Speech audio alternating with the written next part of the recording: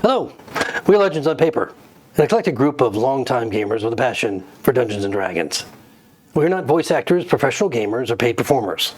We're regular people, just like you, except that we'll probably make complete fools of ourselves along the way as we attempt to have fun and entertain. If you enjoyed tonight's production, please follow us on Twitter and subscribe to our channels on Twitch and YouTube. And most importantly, don't forget to tell all your friends. Thank you for joining us on this epic journey as Legends on Paper presents the greatest adventure.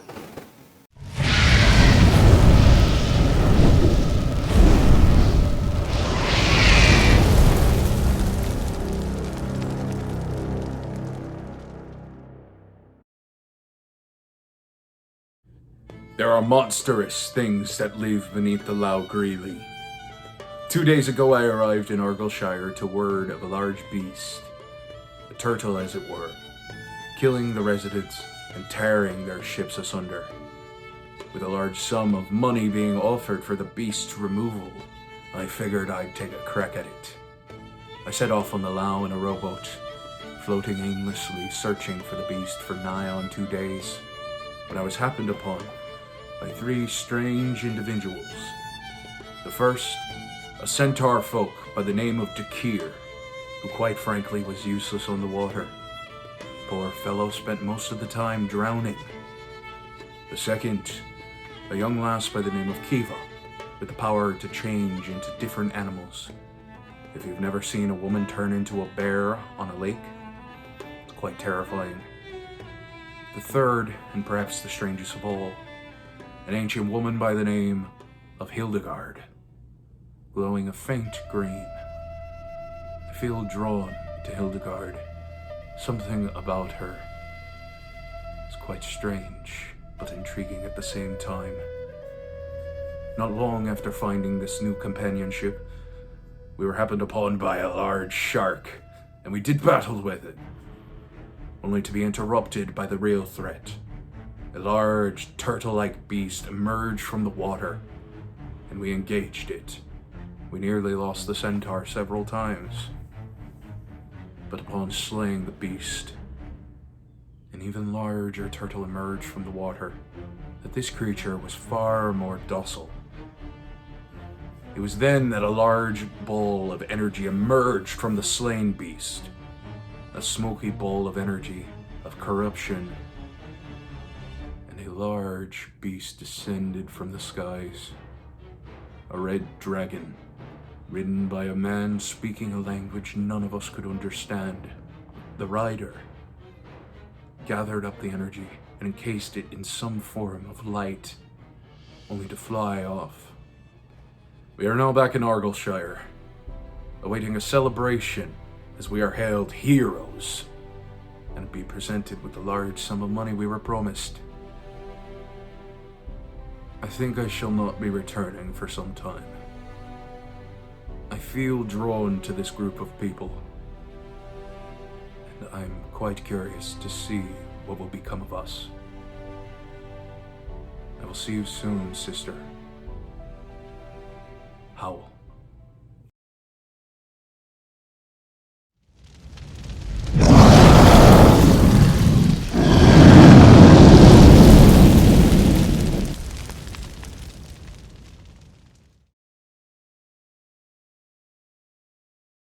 Welcome to The Greatest Adventure by Legends on Paper. Last session, we left our heroes in the tavern in Argyllshire. And at that moment of time when they had a few minutes to relax prior to the great event where they would be honored for their skill and talent and bravery, killing the dragon turtle in the Lough that earned them 1,000 gold piece reward. The mayor was determined to make sure that a celebration was had for them, and of course the great reward would be handed over at that time. So they had a little time to kill prior to this terrific celebration that was going to happen when the druid Flelendor came in and very enigmatically told them that Elder Maedoc had discovered something very important about the Radiant Crown, and they need to return as soon as possible. What are you going to do? I'm frankly tired of this back and forth, druid. First you say go here, then you say go here, then you send us somewhere else. We almost get eaten by squid panther things. And now we're here. We just killed the turtle. We'd like a minute to relax, if you please. Flelendor is a little bit back on his heels. Good lady. I'm fine with you taking a bit of a rest. I'm just conveying the information that the Elder asked me to bring to you. I believe he did say that he'd let you know as soon as he found something important. Well, sit down and have a drink. Better will. How soon do you think you'd be ready to leave? I can drum up a portal right away. Depends on how many drinks I have. See, well, we'll just keep account of those. And I will relax with you here. And when you're ready, we'll go. They're actually having a celebration to honor us. We're heroes. See. Well, I'm sure Elder Maedoc will be thrilled to hear that. Well, I'm sure it will excuse any delay in returning for very important information. it was mostly her. That did what? Well, there was a giant turtle, and it was eating all the Hauflins, so we killed it, but then the big turtle came. We thought it was big, but it wasn't turtle? big. I I mean, heard it was something. big. Yeah, I heard something about the Hauflin and their troubles in the Lao. But, yeah, the Hauflin, you don't really know how serious things are with them sometimes. They have quite the sense of humor. And the communication sometimes is not exactly direct. Is turtles eating them very serious? I suppose. Yeah. I suppose it would. But I guess it'd be kind of like a snack to them, wouldn't it? He looks around. Doesn't see any Hauflin in the tavern. We're allowed to have sense of humor, you know. Druid's allowed to laugh. Druid's allowed to laugh. It depends on whether or not you're actually at duty. Sometimes yes, but it's frowned upon. It's frowned upon. Oh! No laughing. Eldemir. I'm not a very good druid. Voldemort. Whatever his name was. As you're sitting relaxing, passing the time, it was less than an hour before the festivities were expected to begin. Again, you'd kind of been left to your own devices to relax and not be bothered by design. By order of the mayor, Kevar's outside, making sure that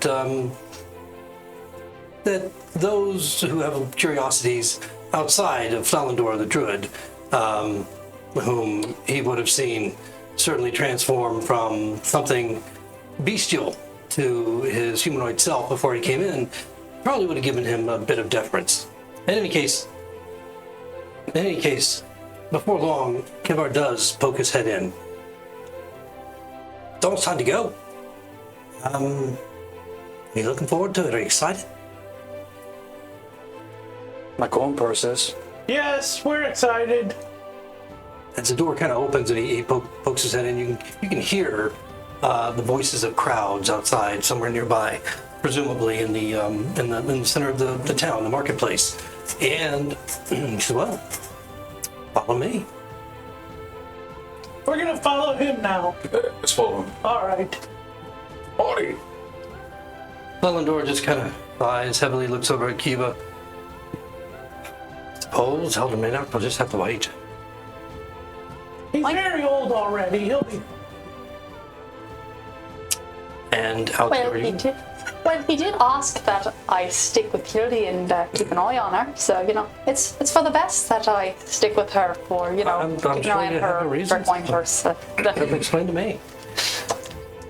As you walk outside the tavern, you can hear the voices of the crowd coming from just down the street. Although it's around the corner, as you make your way out. Uh-oh, somebody lost a... I will retrieve it. Howdy, foul. Catch.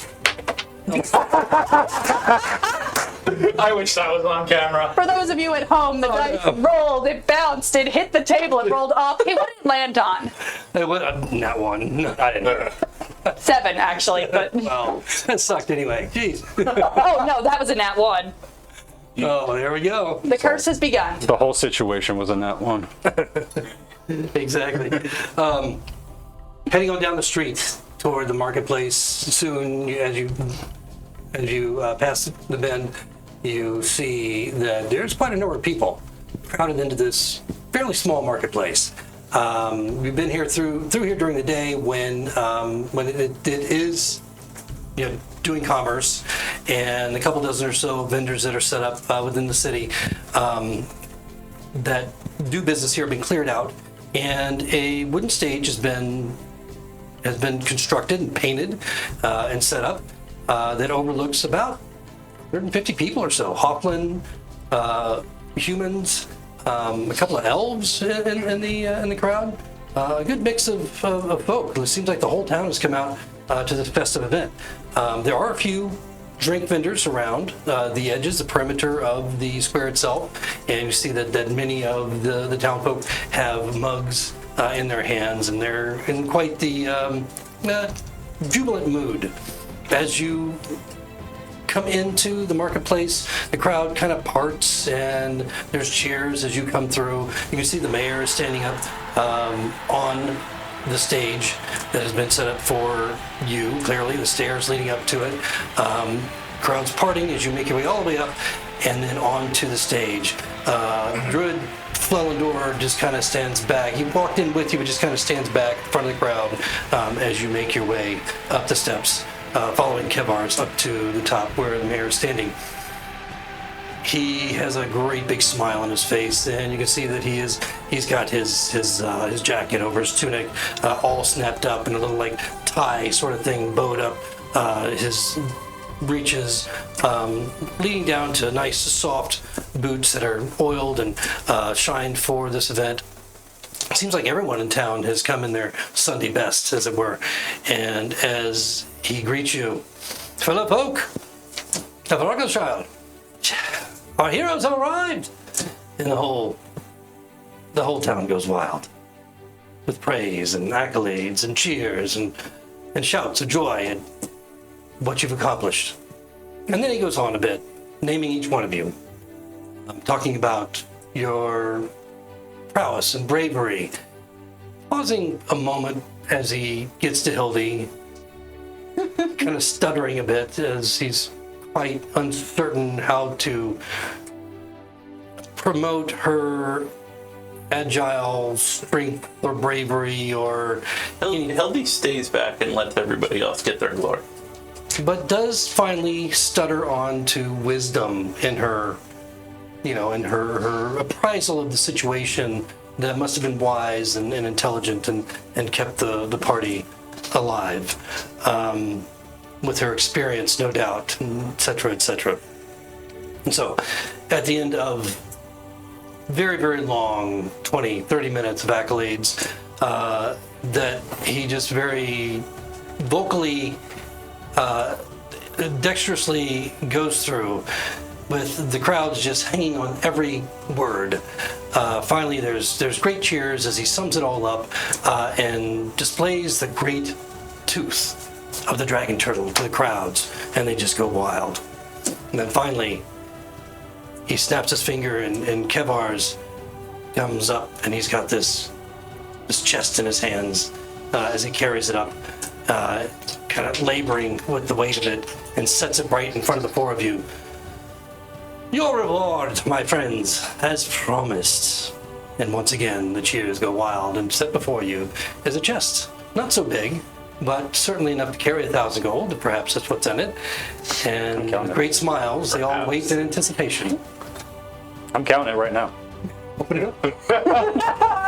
In the middle of the stage, I just open it up and I start. We're getting a birthday card, and you're like, how much money is it? Yeah, really. So, 30 minutes for To your joy and happiness, it appears to be a fairly good sum of gold in there. Without sitting there and counting every piece, it's probably in the neighborhood of 1,000 gold at least. I'm satisfied. Huzzah! Would you like to say anything to the crowds, my friends? Would you like to your words would be golden to the ears of all our friends and folk here whose lives you might have saved and they don't even know it. I think the bravest and most powerful amongst us should speak. And he pushes Hildy forward. Hildy the Wise! Make Hildy do it. Hello, hello! As you know, we killed the turtle. But I want you all to be very good. Because there are other monsters in the lake that will eat you if you're bad. So don't do bad things. And don't steal. Stealing is very bad. Looking. He's in the crowd. You see him. He sees up near the front. I pause on him. Stealing is very bad. And kind of shrink back a little. His wife is standing there with him. And don't kill your friends. That's bad too.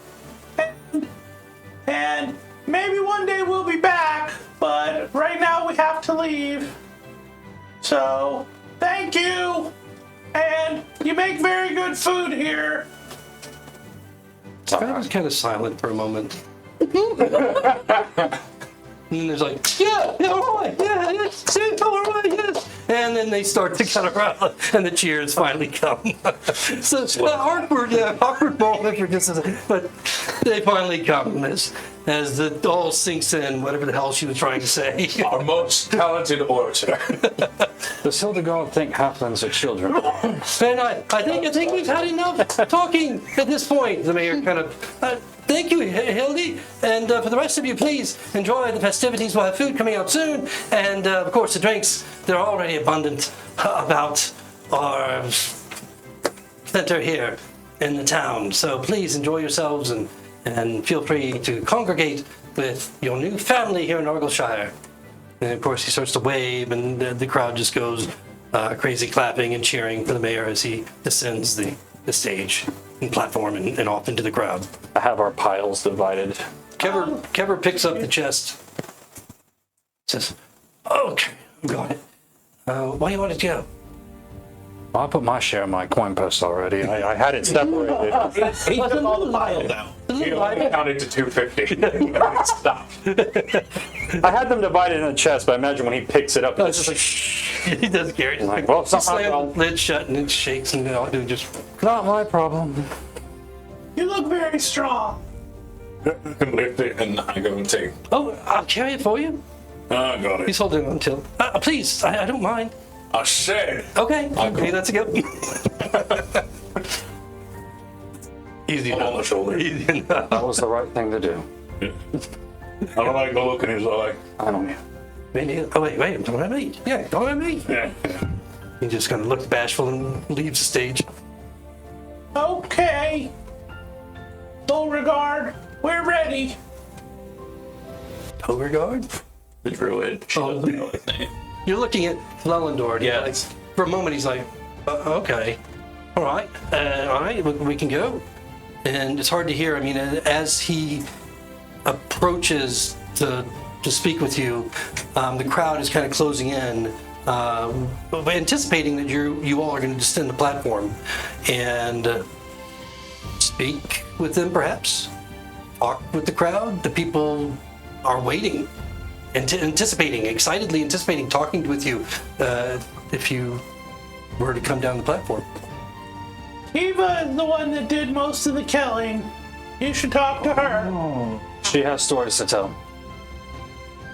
I was but a bulwark to the strong and mighty skill of the brave and agile swimmer Dicker and our strong and fierce barbarian Howl, and of course wise Hildy. I am but the front line to these great people. I'm not taking the hit for you. What hit, dear? They want to hear about what a hero you are. I appreciate that, but shouldn't we be going? Well, you have to talk to them or they're going to stand there and we won't be able to go. Flelendor has made his way up to the platform with you at this point to stand close to you, Hildy, and he kind of like leans over. I can portal here. We can leave right away. Oh, that would be delightful. I would love it to do a grand dramatic exit. If you could make it a little bit fancier than you usually do. This is going to be very scary. I'll settle for you not sending us to some shadow desolate region. I'm not in the mood to fight Very large forehead. Shadow cat tentacle monster. yes, What are you talking about? phase and shadow cat tentacle beast. I don't. Last time we went through the portal, it went after phase or something. I've never heard of anything like that happening. I haven't either, but it happened and it was weird, and we don't want it to happen again. I don't know. I didn't anticipate it'll happen with me. But in any case, we'll try and get you home safe then. Still think it has something to do with that vial Hildy has, but we'll see. Oh, yes, we have to go back to Lionsgate. Oh yeah, whatever. Not right now. Whatever did happen with that vial? It's under my boob. There's a lot of room to hide things, eh? They hang down, and when I sweat, they stick to my stomach, so I can put things under them and just hold it. Flelendor's like, Nothing if not pragmatic. Did you just take out a vial that has nothing in it? No, that blended. Just making sure. Okay. It's got the blood of the king that never was in it. before we go, I'm gonna grab a drink real quick. Yeah, someone hand me up a mug. I was like that. Jugs. I'm fine. I've been drinking all day, and this feels just right. So we're heading back. We're heading to Lionsgate. No, we're heading to go do something in the middle of the woods with the druid. They have trees that walk around and look at you very sternly, but they don't step on you, so that's good. And then sometimes people come to visit you that don't exist. It's a very strange place. You're fucking with me. Well, He had to exist. We all remember him being there. if you wait till dark, we can discuss that. I'm not really a... Not if we're all sharing a campsite. We're not discussing that. Open the portal, please. Yeah, I think I will. All right, so. Okay, stand back. Stand back. So as he starts to cast this incantation, Hildy, I mean not Hildy, but Kiva, you kind of get the gist of what he's doing, of course, as you're somewhat familiar, of course, with the ritual to conjure up a portal, although you can't do it yourself yet. I'm not a good student. Well, we'll see. And but this seems a little bit different. As he he looks over at you and winks as he's in the middle of this. It takes him more than an instantaneous moment to create this portal as he goes through the motions, and you can see various symbols in the air that begin to sparkle and gleam and then disappear. Some just kind of floating off. The crowd's like, they kind of step back a little bit from the platform and just in awe as to what is taking place. It's getting toward evening, of course, and so just the darkened skies are kind of illuminating these symbols that appear and disappear even more so, and then there's sparkly, glowy, magic-looking array of what they are, and then bursting up from, not through, but from the platform itself is an oak tree. And you watch as it grows and gets bigger, and its trunk gets wider and wider until it's about 4 feet wide. And some of you kind of like moving off a little bit as it grows, forming this huge oak tree. You hear the platform kind of creak and crack a little bit as it grows, from the weight, and then the leaves begin to pop and populate, all the branches above, and this huge oak tree, probably about 70 feet high. On this 4 foot wide trunk. It has grown right here on the platform. To the credit of the Hauflin, they built a pretty damn stable platform as it manages to hold this thing. And then, as you watch, you see what appears to be a glowing door appear in the tree itself. And it's kind of like this smoky, wispy, cloudy nature inside, so you can't really see what's beyond that. But as he completes the incantation, it kind of clarifies a little bit, and you can see what looks like the dark forest of the druid beyond, with the fairies, lighting up the way and deeper in the forest, and the shadows of the larger elms and oak trees that are animated beyond, and their green glowing eyes just kind of peeking in the other side. You can go through when you like.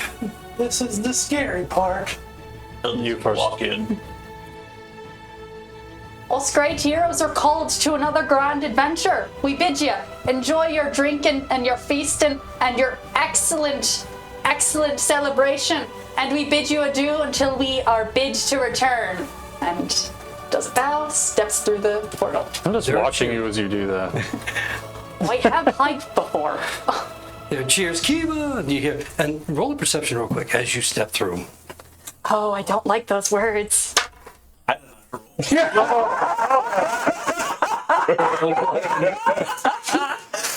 Okay. I mean nothing. A little too deep of a bow to see anything. All I know is you didn't make me roll one. I'm good. Okay, so Hildy's gone through, Kiva's gone through, and then who's going through next? I am directly on Hildy's tail. To the crowd. This has been an interesting day. Farewell. And straight through. Okay. As awkwardly as possible. Try not to bang the chest against the tree as you walk through the door. Huge cheers as you go through, and that leaves Takir. I just sort of like look at everybody else's exit and I What's sort the of worst stand that there could happen? awkwardly for a second, like, Flelendor's still there, and he's just kind of looking at you. all right, Ann. I just leave. All right, so you kind of hear the echo of cheers as you go through. They're kind of belated, like surprised, not, expecting that you might have said something prior to leaving. And then right behind you comes Flelendor without saying a word. You find yourself in a grove within the Enclave, just as you fall through the portal in the tree. You find yourself coming out of a similar tree, and then as soon as Flelendor comes through, it disappears. Not the tree itself, but just the portal. As Kiva goes stumbling into Hildy, almost knocking her over, as frail as she is, but Careful, dear. not terrible. I thought you moved faster than that. I am so sorry. I have my hands on my daggers ready to draw them just in case something iffy happens. So the only thing you see that's really moving, you hear the buzz of fairies. You hear night wildlife, the hoot of an owl, and maybe the howl of a wolf somewhere in the distance. You see a couple of deer that are moving through. It's dark. It's not that late, but in the forest, of course, under cover of these great big boughs that really, darken the wood much earlier than when the sun goes down. It is quite dark, and you can see the animated trees that are standing there passively, just watching you. There's two of them, one on each side. Their green eyes bright and just not threatening at all. And Flelendor, of course, doesn't feel concerned. What are they again? Treants. With bright green eyes? Or Yes. The same green eyes I saw my vision? Familiar, yeah. You would say that they're very similar. And I say that without any, any type of role necessary, because it's such a vivid dream for you, or vision, however you even call it, a dream, that, looking at their eyes is a little bit startling. I was like, whoa, that's what you dreamt about or had a vision about just 2 nights before, the night before. I don't like those. I don't like them either. What are they? They sneak into your dreams at night. Well, I've never experienced something like that before. Me either. I don't dream.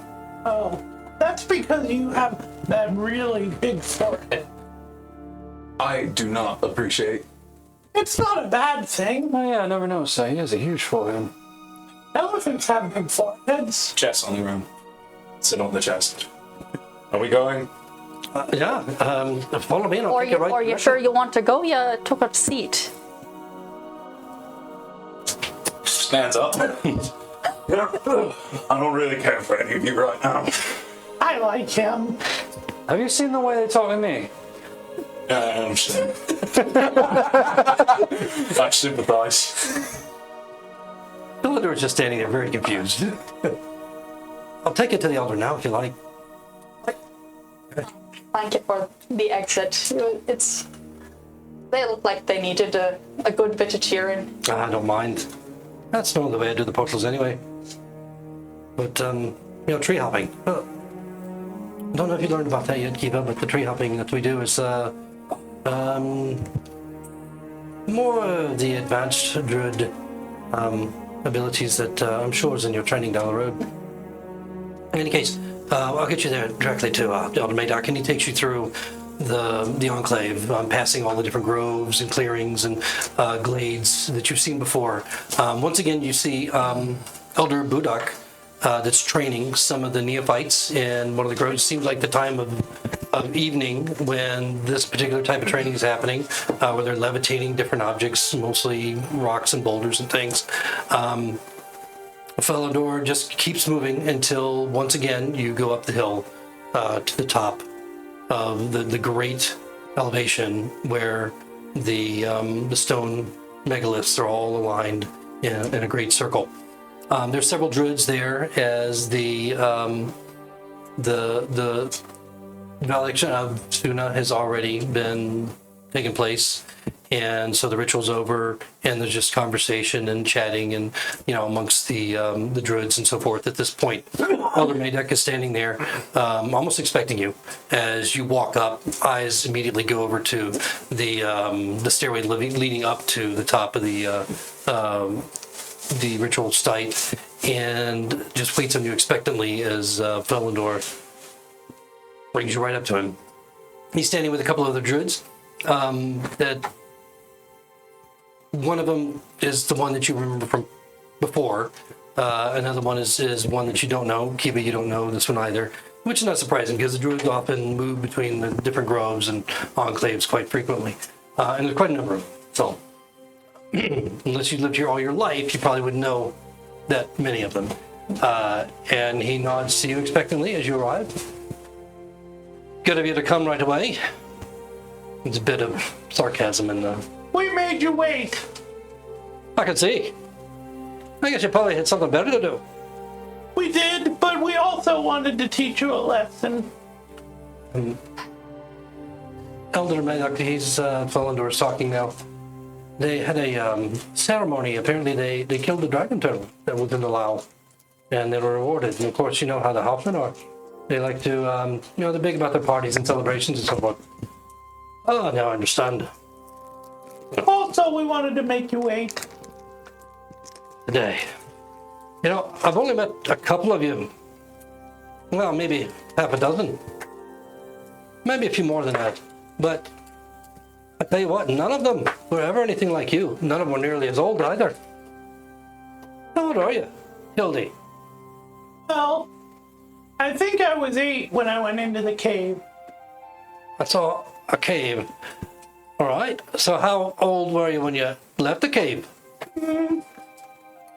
Well, by then the breaking was already done. So, I'm not sure. I was pretty old.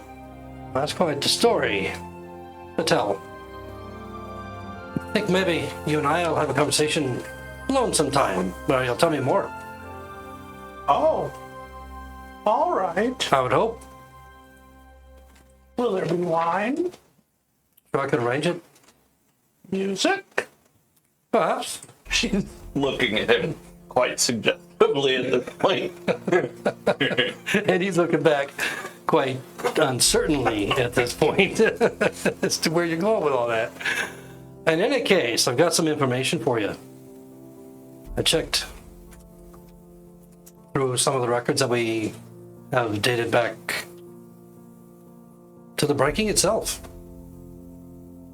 And there was some information that I was able to dig up regarding this radiant crown that you're after. Can I ask you, why is it that you're trying to recover this radiant crown? Well, I don't know if we need to recover it or destroy it, but before the king, who never was, went back under the ground and died, he said something about it. I don't really remember what it was, because I was mad at him. Yeah. Well, it seems interesting that maybe you, among all of you, might not know anything more about it than you do. It seems like the Radiant Crown is a creation of the Twat Day. As I said, I was very young when I went into the cave.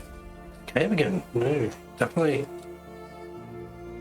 You got my curiosity up. In any case, from what I understand, the Radiant Crown was created during the breaking, and it was used as a source of power. It's said that, at least some of the lore that I read, suggested that it was because of this crown that the breaking occurred. Now, do you understand what it is when I say the breaking? I don't. I was in the cave then. I don't remember much. Would that be a history check for the rest of us? If you'd like. I rolled a nat 20. 21. I'm not going to roll because I never went to school. I told you I didn't know. I've read a book once. I 3 total. Well, actually, it's just quite Did Hildy roll for fitting. this too? You can, yeah. I'll roll for the hell of it. Hildy's like constantly getting new memories. Her memories are coming back to her from. You've overheard one of the nerd I have druids advantage reading a on book history once. checks. Dan? So the 1 doesn't count. Okay. I'm gonna use the 2. A 16 on the die. All right. You started this. I did actually go, have tutors for a while, but, after that I was just running around through the Just kept wood. throwing stuff and hoping something stuck. Yeah. Well, all of you would know something about the breaking as far as historically, just general history, except for maybe Howell.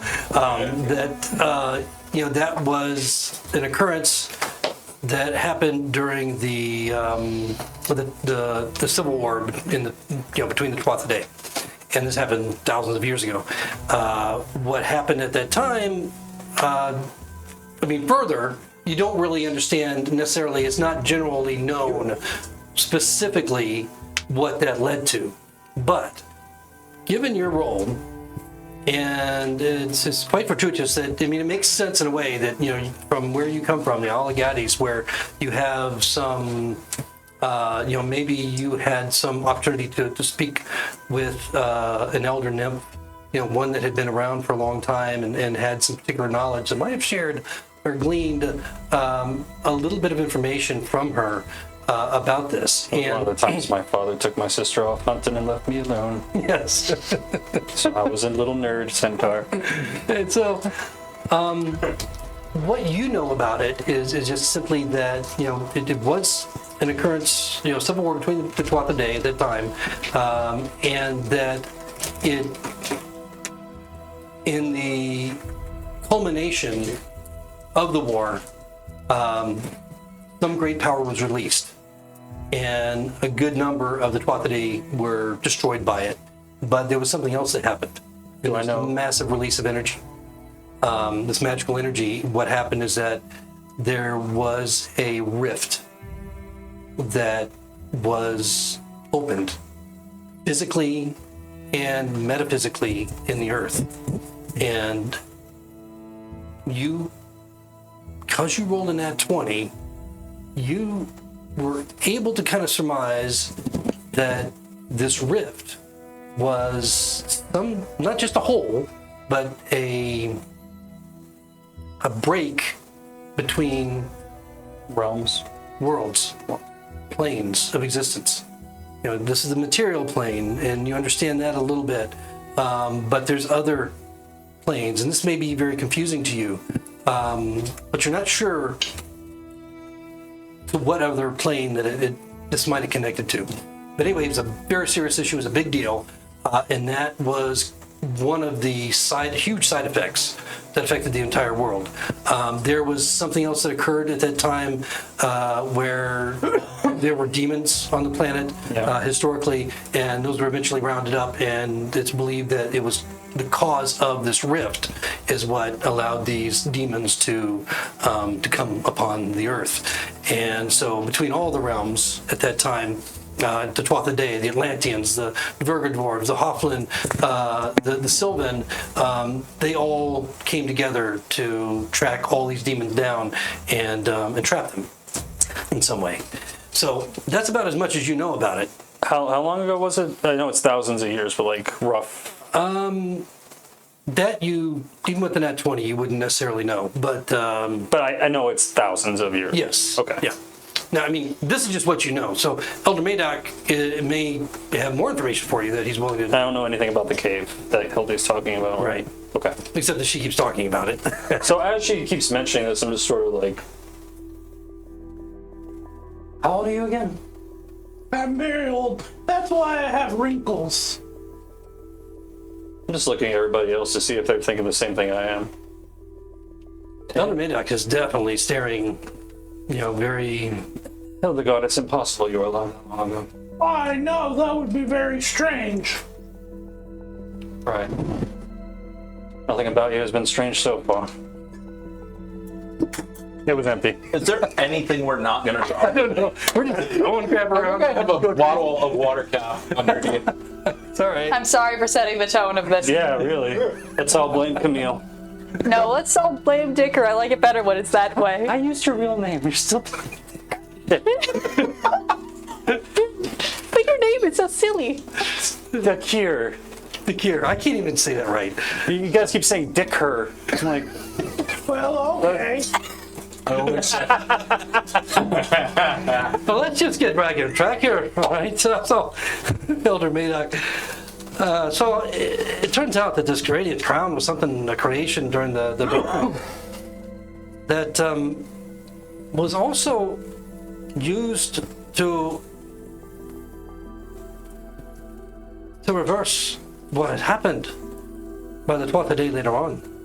They used this radiant crown as a relic in parts to seal the breaking once more. It's covered by the glass sea.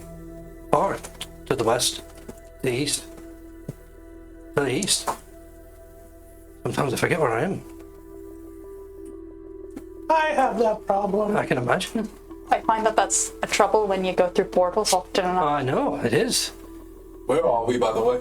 Oh, you're in the Enclave in the Matu Mountains. Yes, this is our Enclave.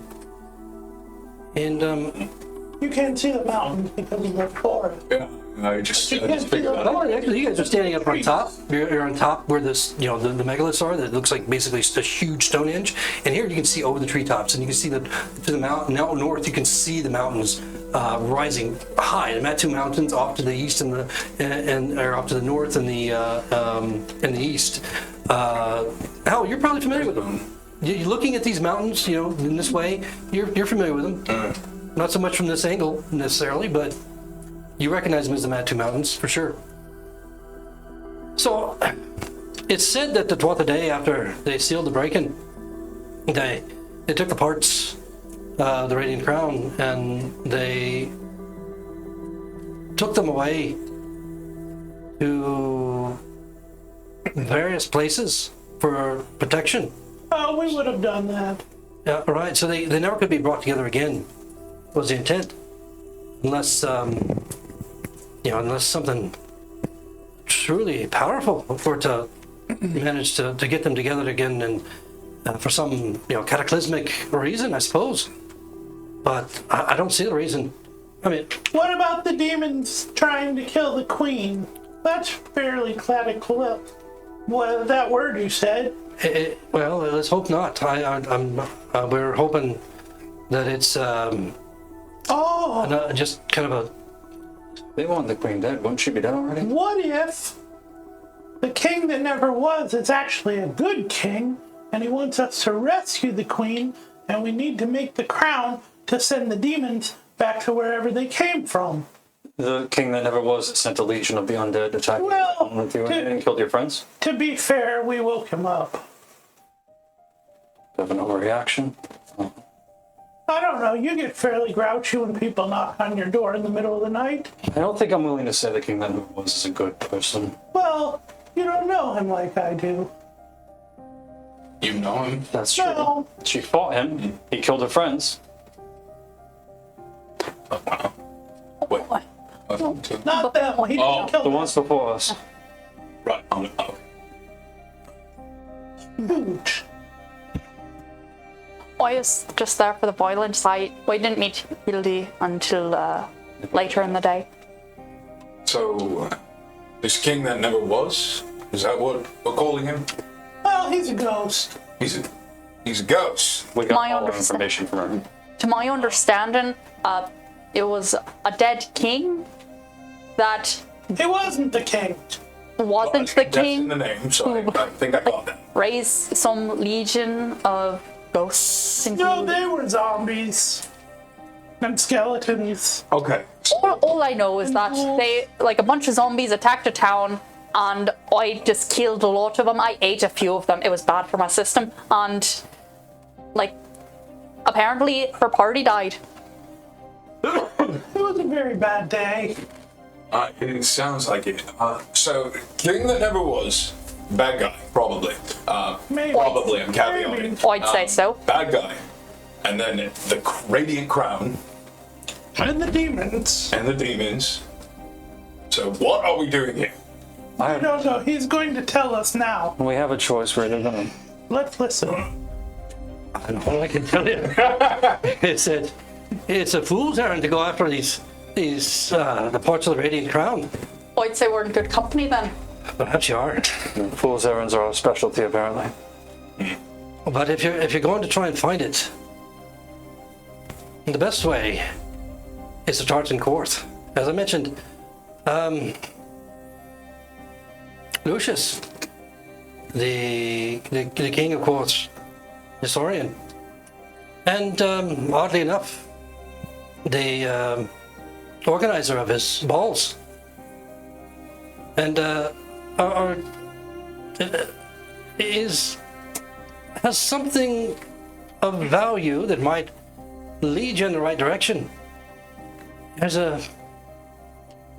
some writing of some sort in regard to the tower, or so I understand, but it's in a language that very few comprehend. And as I understand it, only once has anyone tried to glean information through it magically. And very limited was the information they were to pull out, other than it has something to do with the Radiant Crown. So, it may just be a waste of your time, but I can send you to Korth. Where's Quarth? Korth is far south in the Southern Kingdoms, on the northern shores of the Great Sea. And then, I know that the Neurozzeri, there are lots of rumors and stories and legends about the Radiant Crown from their society. But what they have to do with the Radiant Crown, I have no idea. I can't imagine that the Tuatha De Blood would have hidden a piece of the crown with those primal foe. I mean, they do have the giants, but Oh, I'm sorry about the giants. We shouldn't have done that. yeah, well, yeah. What was the faction that you said, aside from Lucian, there was? Neurozzeri? Neurozzeri. Oh, they're scary. They're fine people, but the environment that they live in on the island is a balance, quite the balance between the giant folk and the people living there. I've only been there a couple of times. There's been really no reason to go. We do have a few druids and a grove and an enclave there, but it's a small one. They tend to overwhelmingly prefer to worship the Dark Mother. We're not exactly sure what that is. They hate the name. Given everything you've said so far, I'm giving you a genuine seem to believe you person. Joking to cure. Can't tell with you. You just got through telling us they're a couple thousand years old. Well, I never lie. A couple thousand? Did you miss that part of the conversation? I heard something about a breaking and You said 2 parts, the Neraziri and Lucius. Do you have any information about the third? Well, I don't know that the parts are there or here nor there. I don't think you're going to find the part in court. I think maybe you'll find information if you're able to decipher the words on a tablet or writings that they have. I don't know exactly what form the writings are in. Lucius should be able to tell you that, maybe even be able to show you. He's an odd fellow, though. I tell you that, he's an odd fellow. Tit for tat sort of thing. Might want to indulge him a bit to get what you want. But aside from that, the Neraziri is, again, just old stories and lore and legends about some relationship to the Radiant Crown that I don't am unable to recover any further information on. I don't know why the Neraziri would have anything to do with the Radiant Crown. I don't like odd people. You might want to go back to one of your own, and find out what you can from the 12th day. I don't know how tight-lipped they are about that part of their history. I know it was a tragic time for them. Oh, I think my family is dead by now. Yeah, there's only a few of them left, isn't there? Well, there's a whole city. Oh. There's several cities. Well, I meant of the... You never don't mind. get out very much. Never mind, I was talking about the other ones. All right.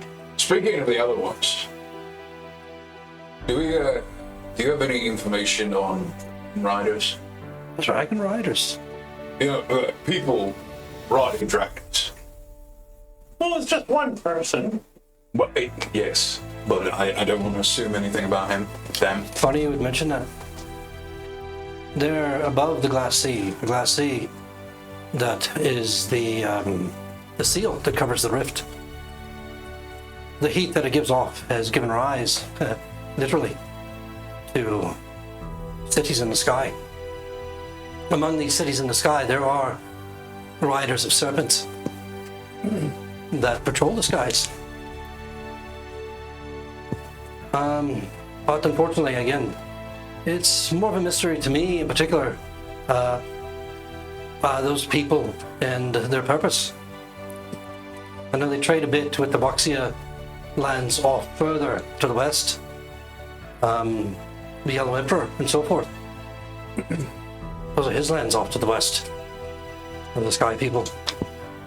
But I don't know that they would have anything to do with the Radiant Crown. And I haven't seen Sky Rider this far out. We may have encountered one. Well, we definitely encountered one on the Lao. I'd be curious indeed. Who's this ball of, would you say, like smoke or dark energy that came out of the giant turtle that we slain? Oh, it was a ball of evil. A bowl of evil, you say? Came out of the turtle? Terrifying. And one of the Sky Riders came down, took the ball, and then left. He also uttered something in a language none of us could understand. More concerning to me is that I don't know that After none we- of us understood it. I could. Did you? No. Did you? More concerning to me is that after we slew the turtle, it was found that it looked like the orb might have been driving it berserk. More concerning than that is that after the turtle died, the evil didn't die with it. It seemed to sink further into the ocean. Thankfully, it didn't latch on to the dragon turtle still alive right next to the corpse, because that would have been a very bad day indeed. That one was bigger. And it seemed to continue to persist and possess until it was eventually retrieved by the dragon and its rider. Oh, yes, I we found- forgot to tell you that part. And I found that situation to be as troubling as it felt faintly familiar. I do not quite enjoy that. She seems like a spy for the druids. I'm a druid. I told you I'm a druid. You might be a spy for the druids. We do know she's part of this circle, so... I'm not part of this circle. I'm part of the Circle of Luna, back west. Fair, okay. Are you spying for them too? And there's a serious look on his face as you speak and telling these things about the dragon rider and the dark orb.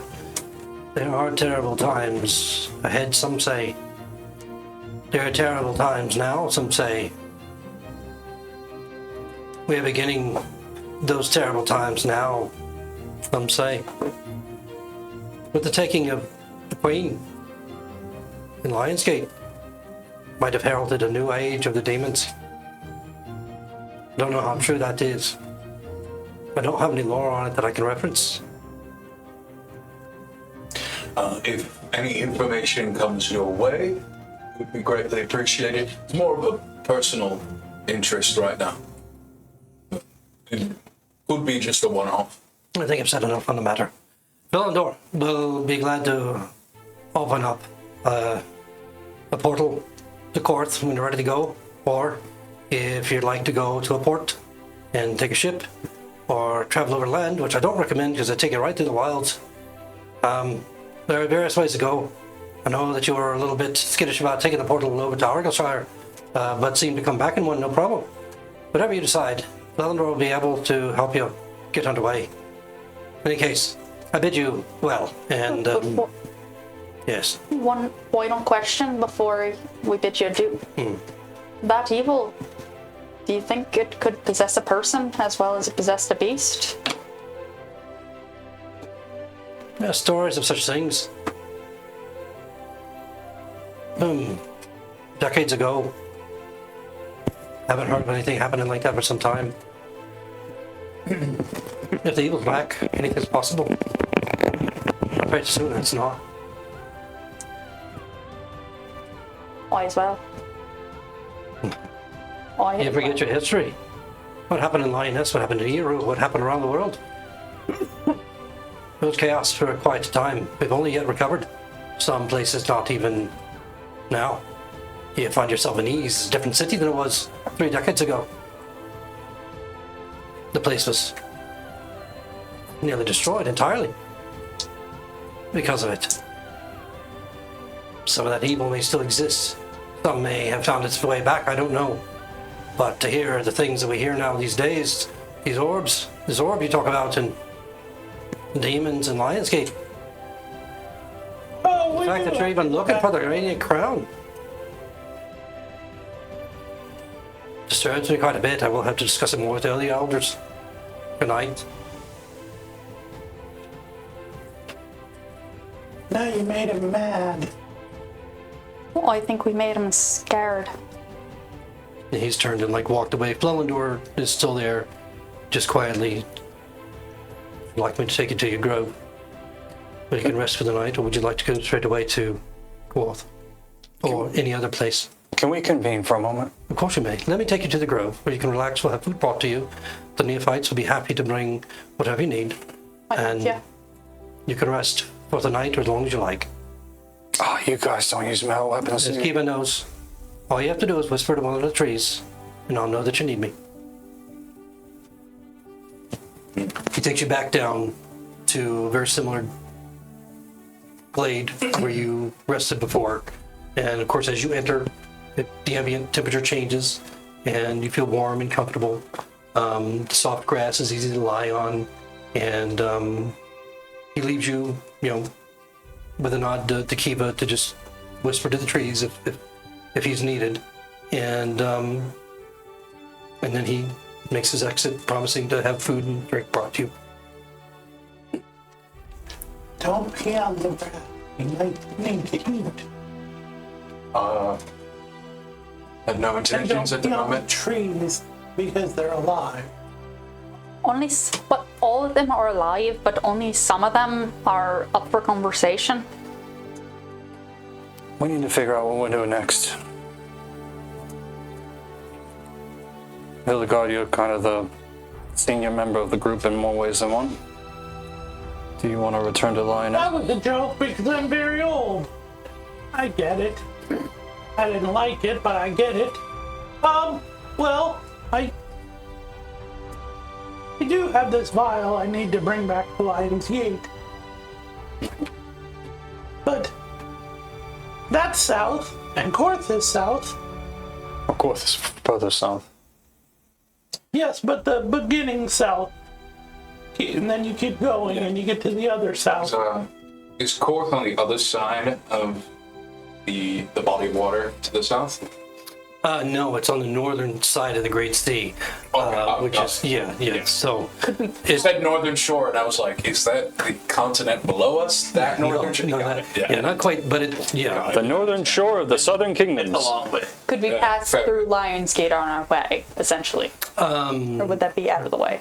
No, you said depending on how you go, you could certainly take the road back down to Lionsgate. Passing through Remy and then back over, on the road that led to Yorick originally, down to Lionsgate on the road, and then from Lionsgate you could take a boat, or you could take the road down further south to like Bourges or one of the other cities. You guys would know the area. I don't know if I have. Well, if we that wanted to much take on the a map portal, right now, we but I'll expand the map for you depending on what you decide. I don't think the Centaur will need to take a boat from Lion's Gate. I never want to get a boat on a boat again for the I rest think of we're my all life. kind of boated out right now. I didn't actually mind it that much, but That's because you were swimming the whole time. And a bear. Yeah, I don't think you think straight when you're a bear, so you weren't thinking too much about it. The real question is, if we make a decision where we're going to go, are we going to be able to in and out of places? No, I Just think one-way trip. I think he might be able to hear us from over there. He can listen through the trees. I don't think I'm saying anything controversial. Oh, I was about to. Oh, I think they're just gonna send us on our way and hope we don't die. So, I don't know if we'll be able to get sent to places. Well, they did offer to portal us out here. I'm sure it would be just as easy for them to portal us to Lion's Gate instead of Korth. So do we want to portal there and then travel on foot to Korth the rest of the way? I feel like that would put an end to this journey I started. It's In a good way. in a good way. And then I can commit myself to you. Hooray! Yay, Neve! Oh, that's how you pray. say it again. Yay, Neve! Yeah, neat. And then she'll bless you. But she doesn't, and people just die. Yeah, I just do sacrilege. That's not how my people do it, but I'm learning something new every day about these lands. my goddess studies in the quiet at night. She's not really one for words.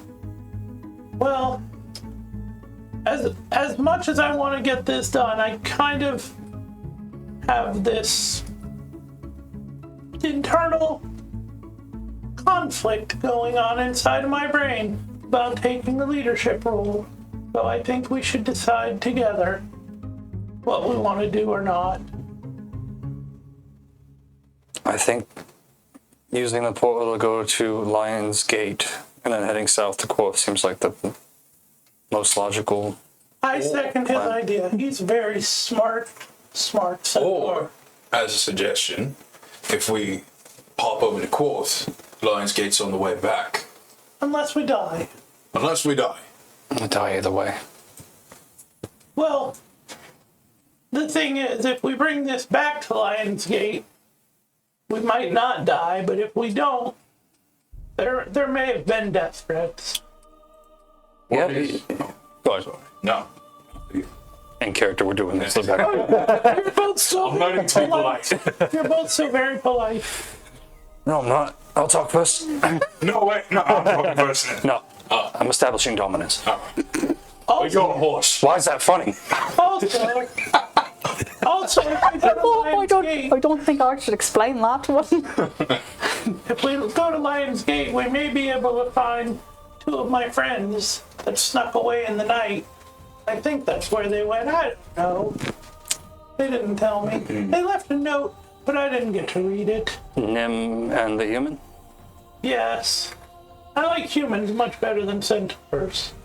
Thank you for your honesty. But not all humans. You haven't told us much about your contact in Lion's Gate.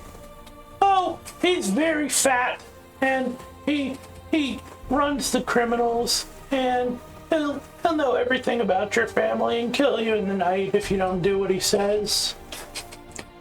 I'm not seeing much of a motivation for us to go to Lionsgate in that No, case. I don't want him to kill me. Fair enough. My vote stays the same. Before I cast my vote, was that a joke? Turn sideways a minute. It slopes, too. You know, the amount of abuse I am enduring is making me sympathetic to Dakir. Yeah, it pales in comparison to what I've endured since this journey started. I'll be honest, I'm the last one to join this. I will defer my opinion to you all for the moment being. Before you take your vote, or however you're going to decide what you're going to do next, whatever decision that you're going to make, Oh, we write names on a piece of paper and then we whatever works. We just throw dice around. We're going to take our break, and we'll be back in just a moment.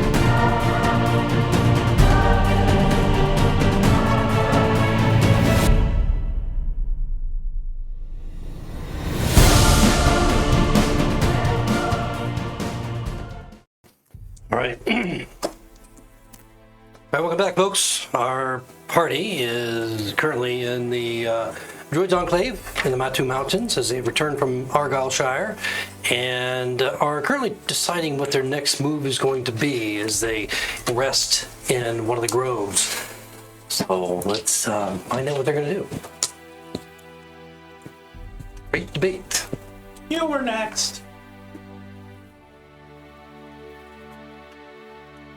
I understand that closing out the problem, closing out Lion's Gate is important as an endpoint for what you were doing before with your old group.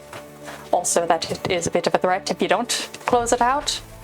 So I'm in favor of going from Lion's Gate down.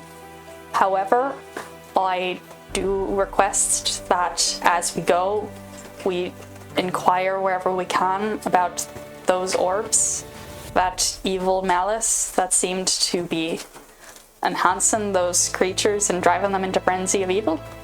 Well, when we talked to the very old wise magical person about him, he got very uncomfortable and left. It might not be good to just bring it up in casual conversation.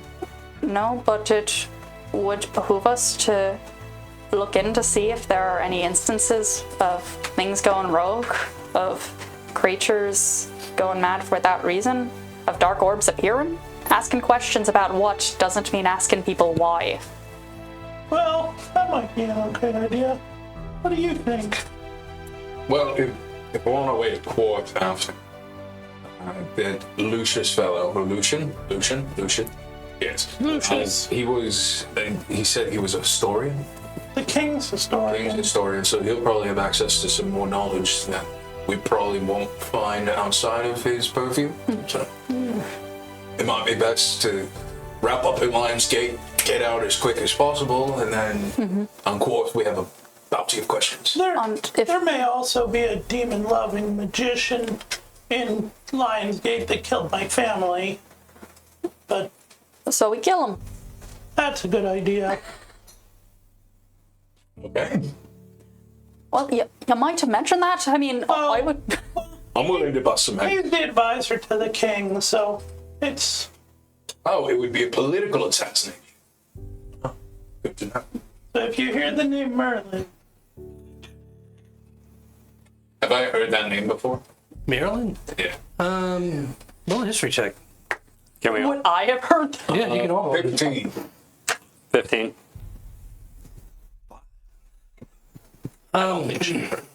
No, I News doesn't get out in the woods much. was 11 when I ran away from home, and I've been in the woods ever since. So Yeah, so really, even though you rolled the same as Dick here, he really would. Your DC is higher Yeah. because of your background.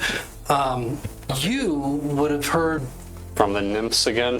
perhaps so just. It'd probably be that. You know, in the Isle of Gaddies, you know, it's not a metropolitan. It's kind of, but it's a Sylvan domain, Commune. and so you know you would have access, even though you were your tribal nature, you would still have access to elves and nymphs and others, you know, as they talk and they trade with you and so on and so forth. Just living in that kingdom. What you would have heard about a figure named Merlin is just as a legendary figure from decades ago that had something to do with rounding up demons. But it's not real true. It's just a story, or if he was an actual figure in history. Are these myths that took place around the time of the breaking? No, we're talking about 2-3 decades ago. Oh, okay. Maybe so he could still be 100 around years if ago. it was real. You know, so no lore about him from that far back that you know of. He's real? yes. In fact, the troll that tried to eat Jolo's head tasted him and then said, "Not Merlin," and spit him out. Sometimes it's really hard for me to tell if you have actually seen these things or believe these things, or Sometimes that's hard for me too. I actually give you a really sympathetic look for a moment when you say that. Felt bad.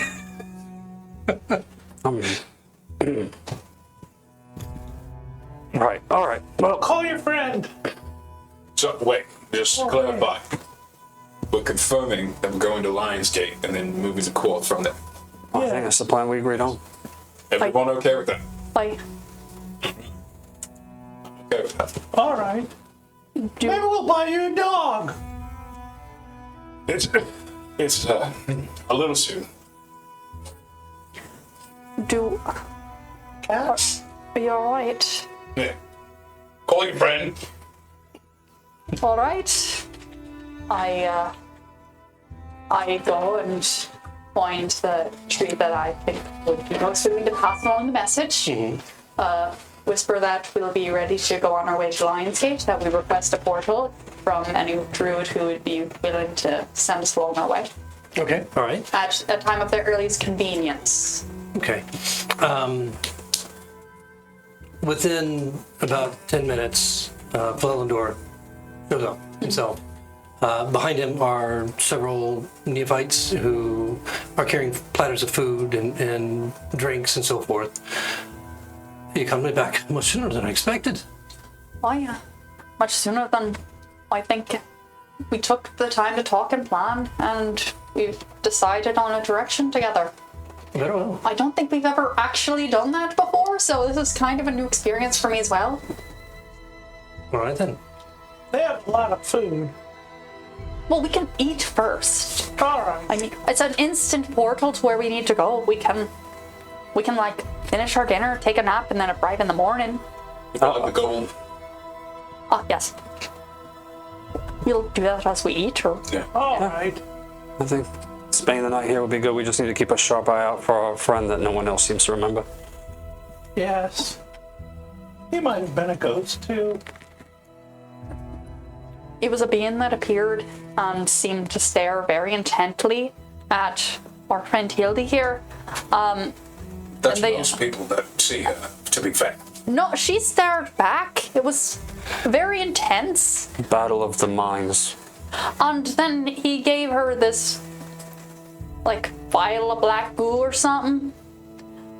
I don't remember exactly what I it don't was. even have that anymore. You don't have the I saw you playing vial. with it. I know, I must have lost it. Are you all right? Seemed pretty pertinent. Well, I didn't know him very well, No one else did either. so I didn't know what to do with it. So you played with it. It I played seemed with it. Now it's gone. almost I have the alive. vial. Is there anything left in there? No. Yeah, it looks empty. You can have it. I'm good. Do you know what that might have done? Like, did you spill it on the ground and something happened? No, I put it in my hands, and now I don't know. Was it real? The black stuff in the... Was it like a bottled illusion or something? Can you detect anything Smell on this, it? but do not inhale. That you do not smell is iocane powder. Odorless, tasteless. I don't know how good of a druid you are. I just assume you can detect things.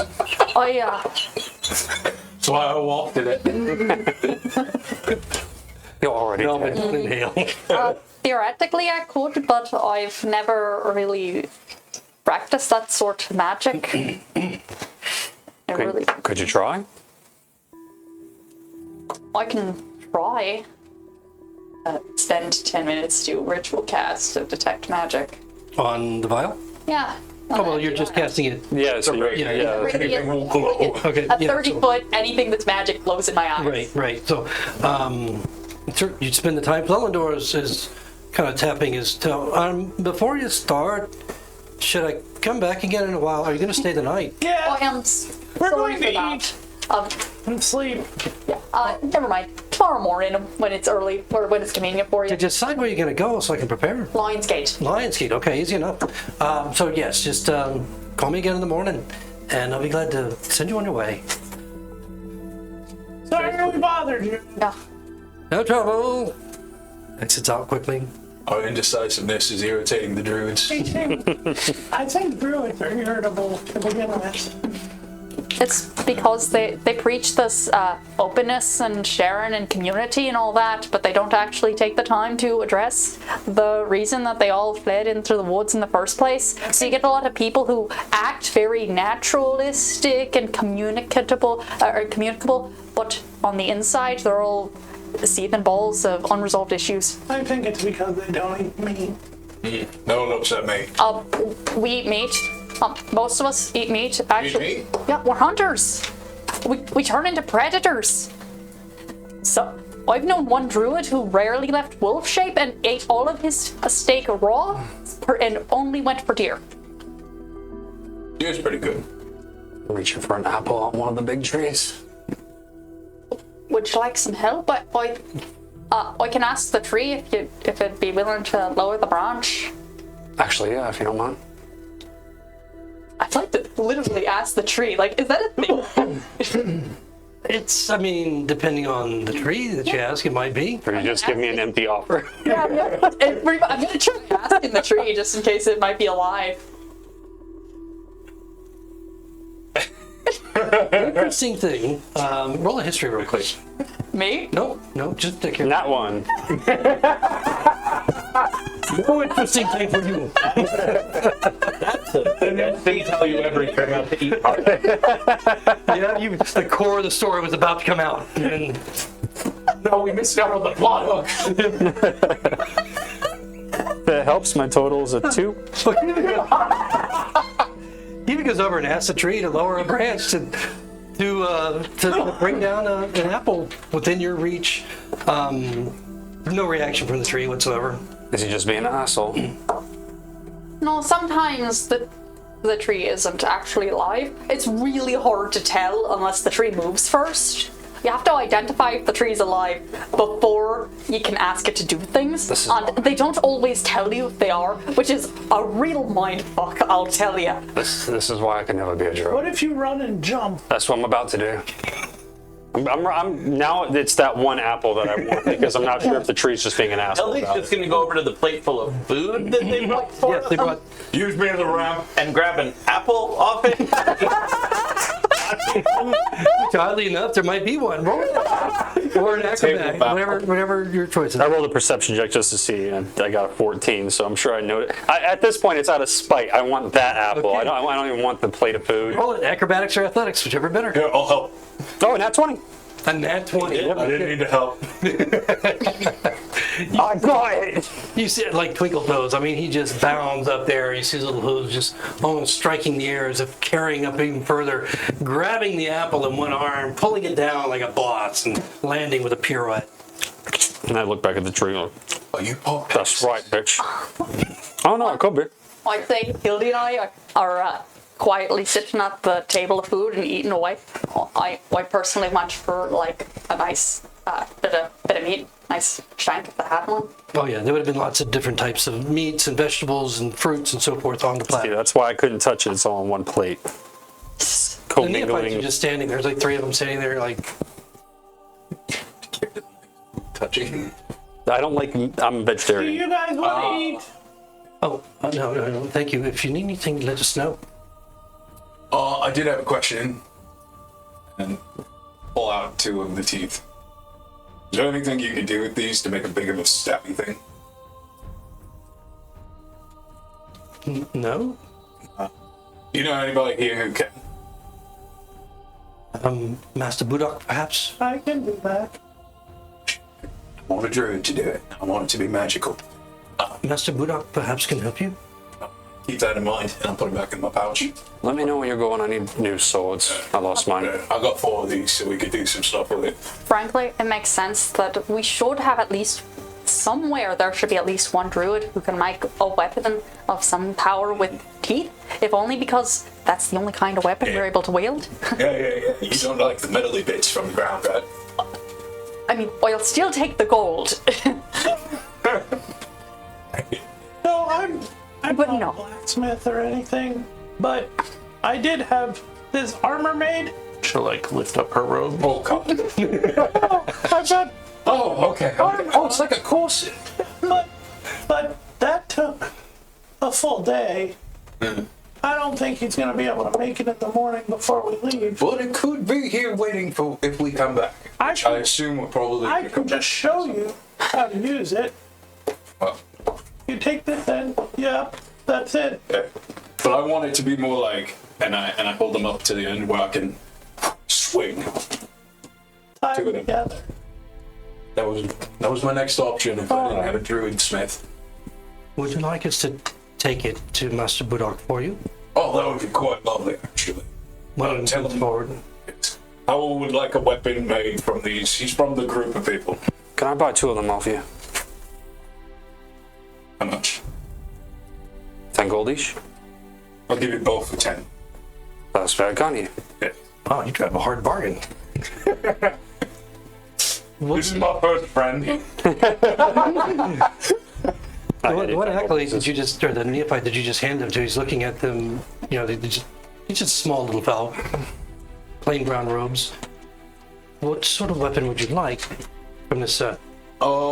Somewhere in the realm of almost an axe in shape, maybe like a pickaxe or something out of it, essentially. Something I can swing real hard and stab someone real good with. And mine, 2 of them could just be 2 short swords. Another one comes over and takes yours. Short swords and like axe or pickaxe type thing. Okay, got it. All right, so we'll be off then. If you need anything, just talk to the trees. The alive ones or the dead ones? You just kind of whisper to each other, chuckling as they.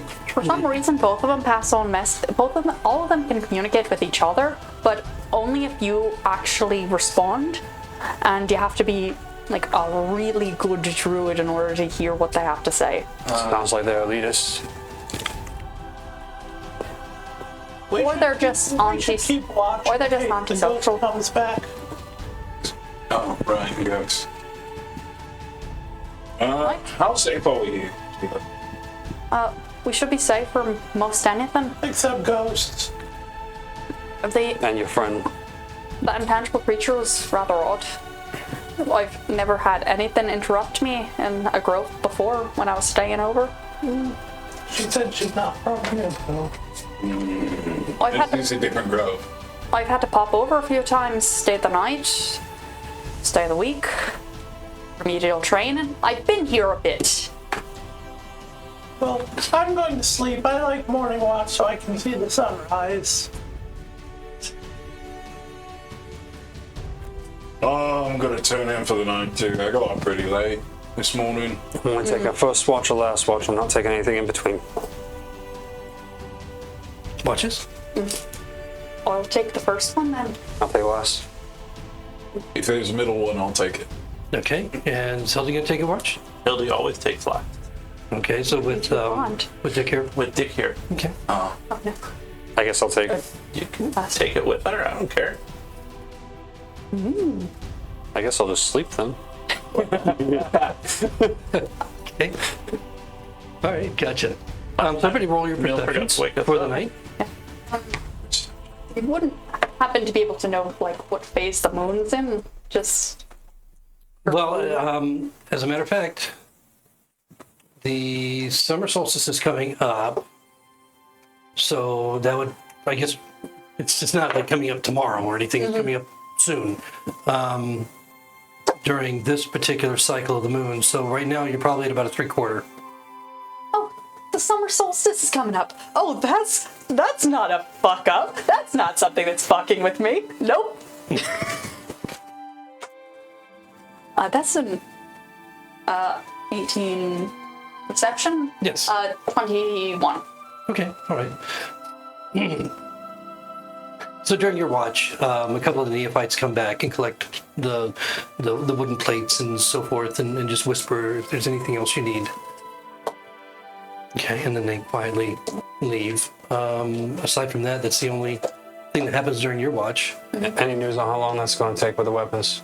You're presumably sleeping? Oh, Oh, right. Oh, Sorry. yeah. It's him sleep talking. What's up with the weapons? There's a conversation happening. They happen to have. These are not the same people.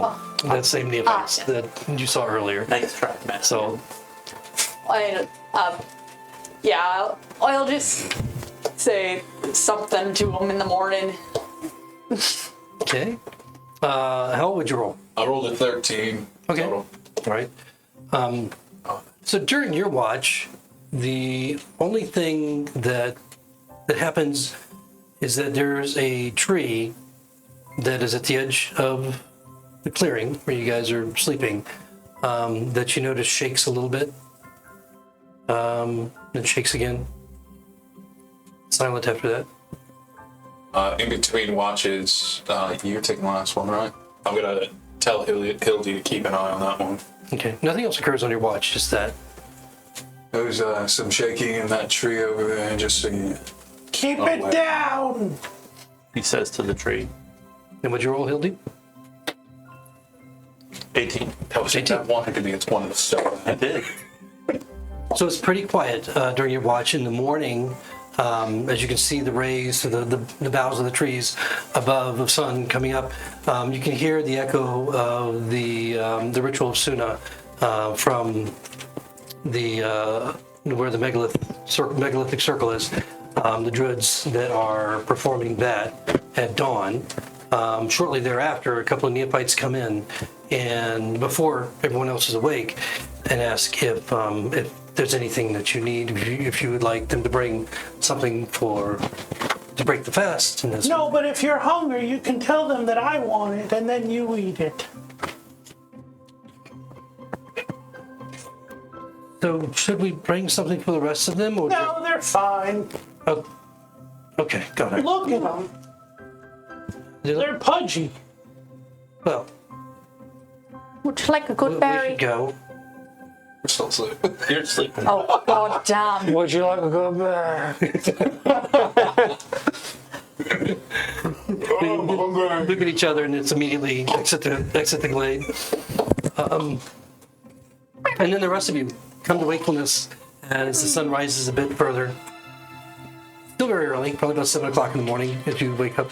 Walk over and kick the gear. Wake up! Wake up! Oh, hello. Oh, you actually took your watch this time. Good job, Hilda. Morning. I heard neighing. Morning. Morning. Where's breakfast? Oh, I told them you didn't need it. Why? Why? Wait, how insulting us? Well, you were asleep. Hey! Druids! You're just shouting into the air? Yeah. Or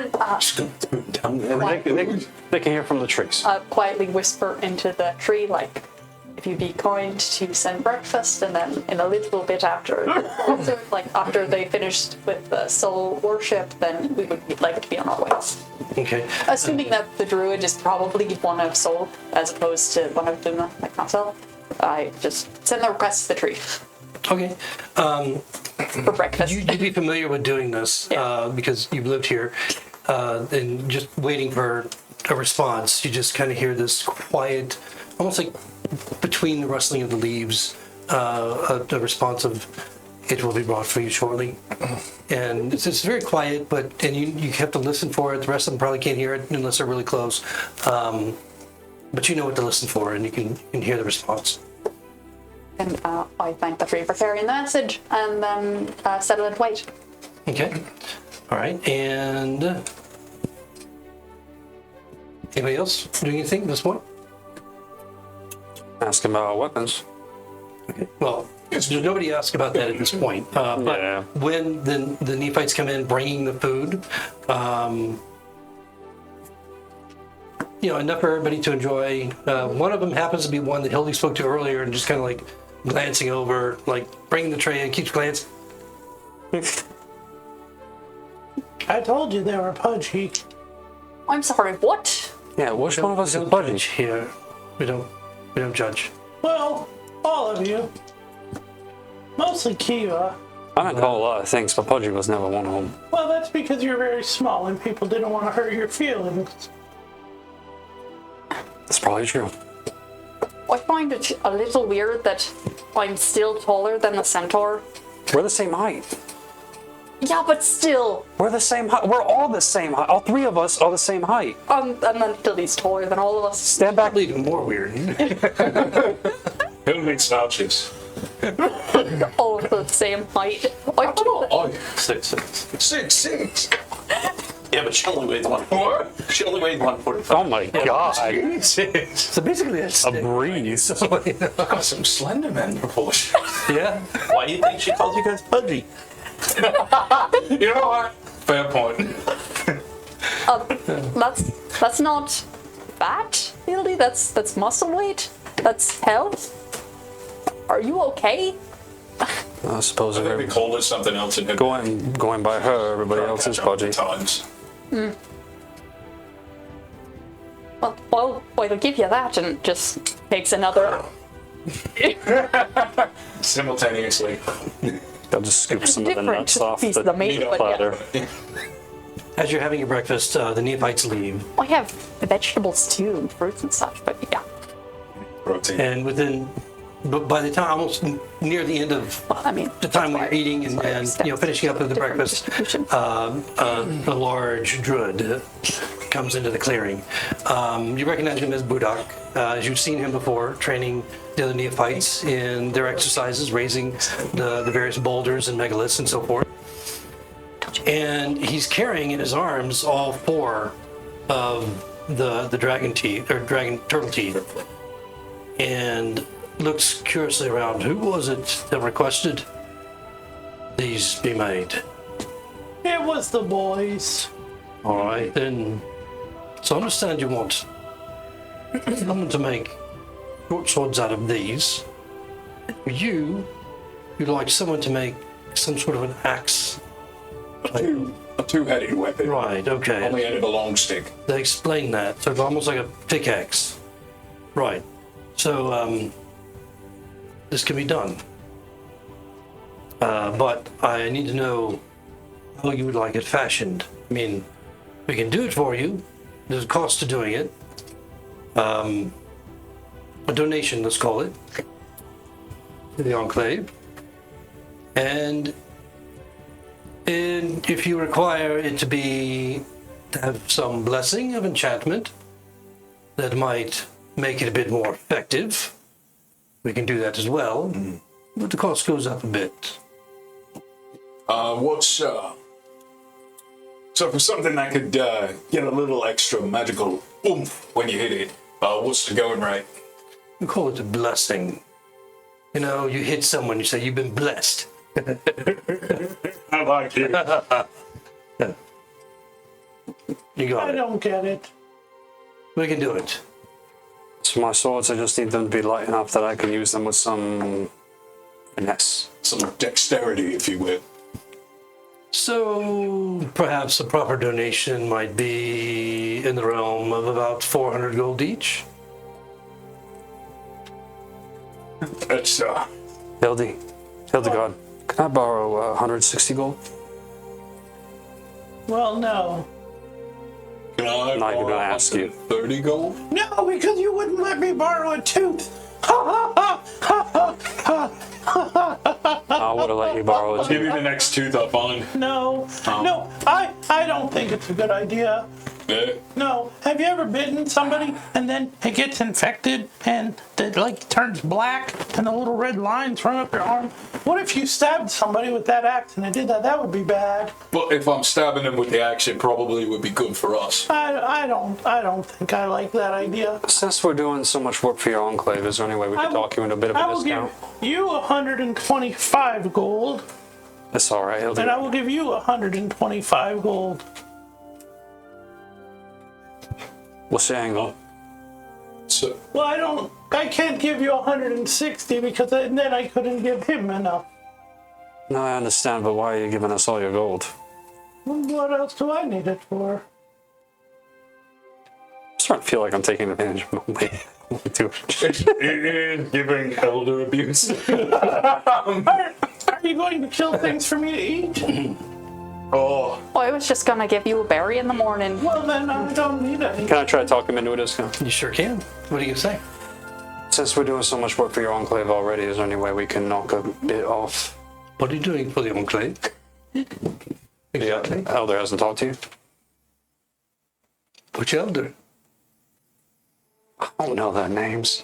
It The wasn't. one that went to drink wine with me and play music late at night when we're alone. The one that's not Maedoc. Maedoc. No, I thought it was a Maedoc. That was the I other was one. thinking Bapus.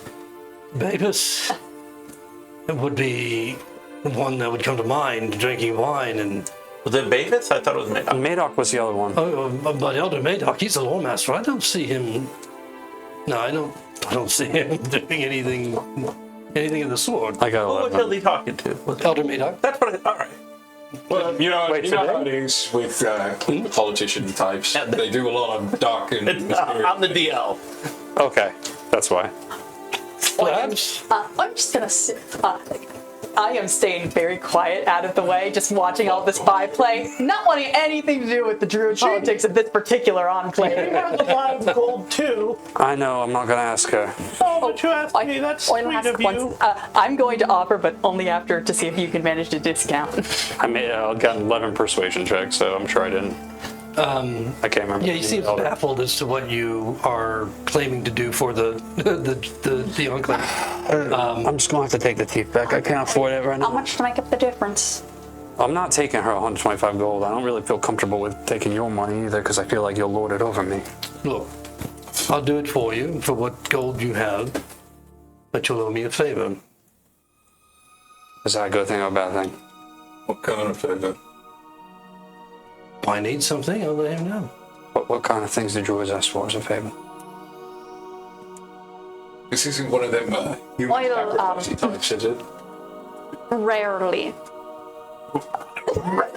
Oh, I had an elf friend. Her brother was killed by druids on a rock. On a rock? Yeah, he was. With a rock or on a rock? No, on a rock. He was cut open. Oh,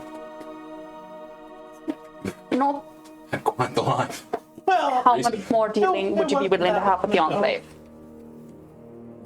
I don't know if we can, given that we're leaving very far away. We can be anywhere. As a high enough as an elder, you can be anywhere. I've always considered myself a friend to druids. I like your people. Then I doubt it will be much of an issue. Fair enough.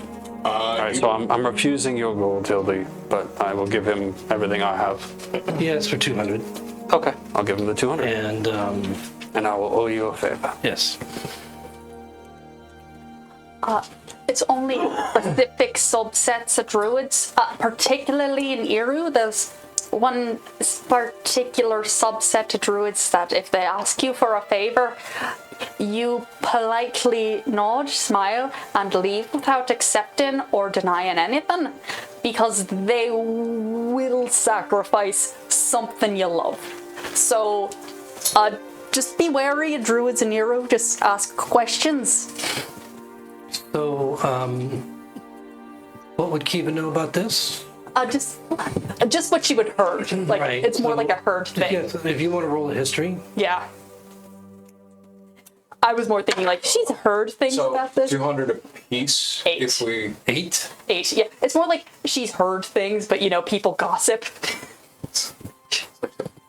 I guess you would know that druids sometimes do favors, Yeah. but you wouldn't know necessarily exactly what that means, No, as you currently don't have the power to do any substantial favor. and I never really stuck around with Druid Society in the first place. It's true. You were up with the shaman. So did you agree? so to it would the be thing? 200 a piece. Correct. But, And a favor. you know what? I'll do it. I'll do it. Good. You and I are going to have a side quest at some point. We're gonna call it a bro trip. He takes your 200 each, and he says, I can have this ready for you in 3 days. Good to know. It might be a little longer than that, but we'll be back to collect at some point. But all right, I can. You owe me a favor, so if I need to find you, or if I sell the favor, then whoever it is needs to find you. Then it's possible that That was a stipulation. It was which the we knew about. Yeah. That second part.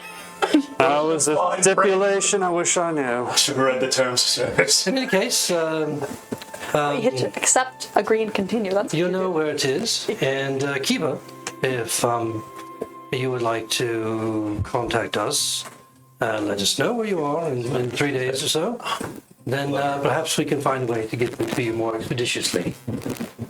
Maybe a little bit more cost to that, depending on where you are, how far you've gone. But that would be on the receiving end. COD. While you boys go on your road trip, I'll just stick with Hildy as part of my request. Not calling in the favor just yet. So, Neither am I. well,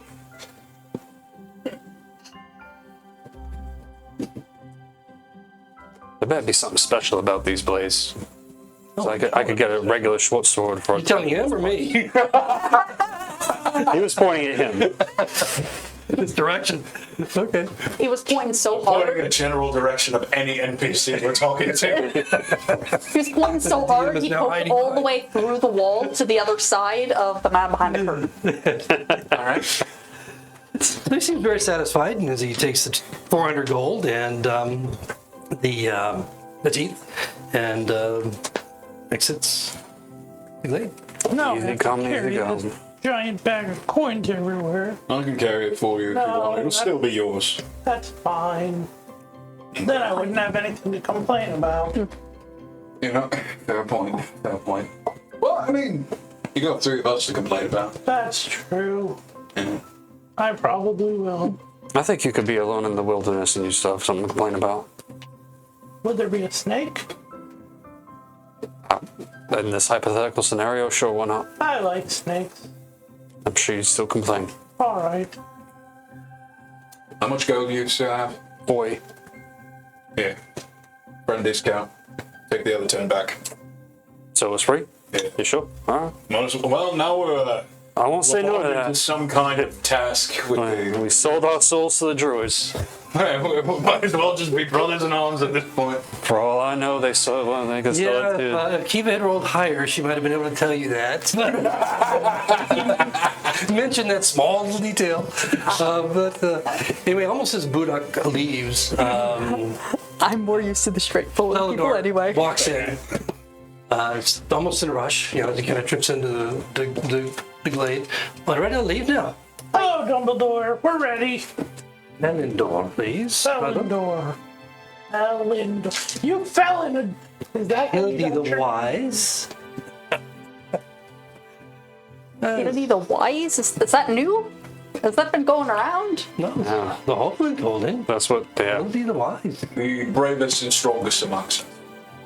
Oh, Very specific about wise. But in any case, whenever you're ready to leave, we're happy to take you. I'm ready to go. all right. Might as well. So I'm going to send you to a glade just outside of Lionsgate. I can't have you popping up in the middle of the city somewhere. It'd be quite an entrance. I would. Don't be too surprised or shocked. There may be a guardian waiting on you there, and they'll point you in the right direction. So we have these places around that are secure, where we can move between places without, threat of any trouble.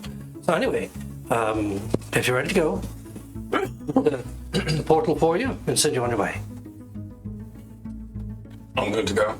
I'm. I'm right. Thank you for your hospitality. Absolutely. He begins to conjure once again, very similar to what he did in Argyllshire. And before long, a portal appears within the large trunk of a tree right there in the glade where you're staying. And what you can see beyond is kind of shadowy and not too clear. It looks like there's some dark forest on the other side, about maybe a little bit dimmer than where you are right now, considering the overgrowth. And he just steps back. Be on your way then. Best of luck. Thank you. You go first this time. I walk through the door first. See, Now we gotta decide who goes second. All right. Not it. Walk through. I'll follow him. I'll take up the rear. Okay. As you move through, What? as you move through, and the darkness just surrounds you for a moment as you move into the portal. Looking back, you can't really see anything. It's just like a gray nothingness. And all around you is gray nothingness as you see. It's like stepping through a very thin sheet of water, almost, as you just kind of move through very quickly. And when you wake up, it's dark. Wake up. Wake up. When you wake up, it's dark. And there's a little bit of light coming in from the moon above. And as your eyes focus around you, anybody have dark vision? I don't think I do. None of you have dark vision, right? Yeah. Yeah. So as your eyes kind of focus in the darkness, everybody roll a perception.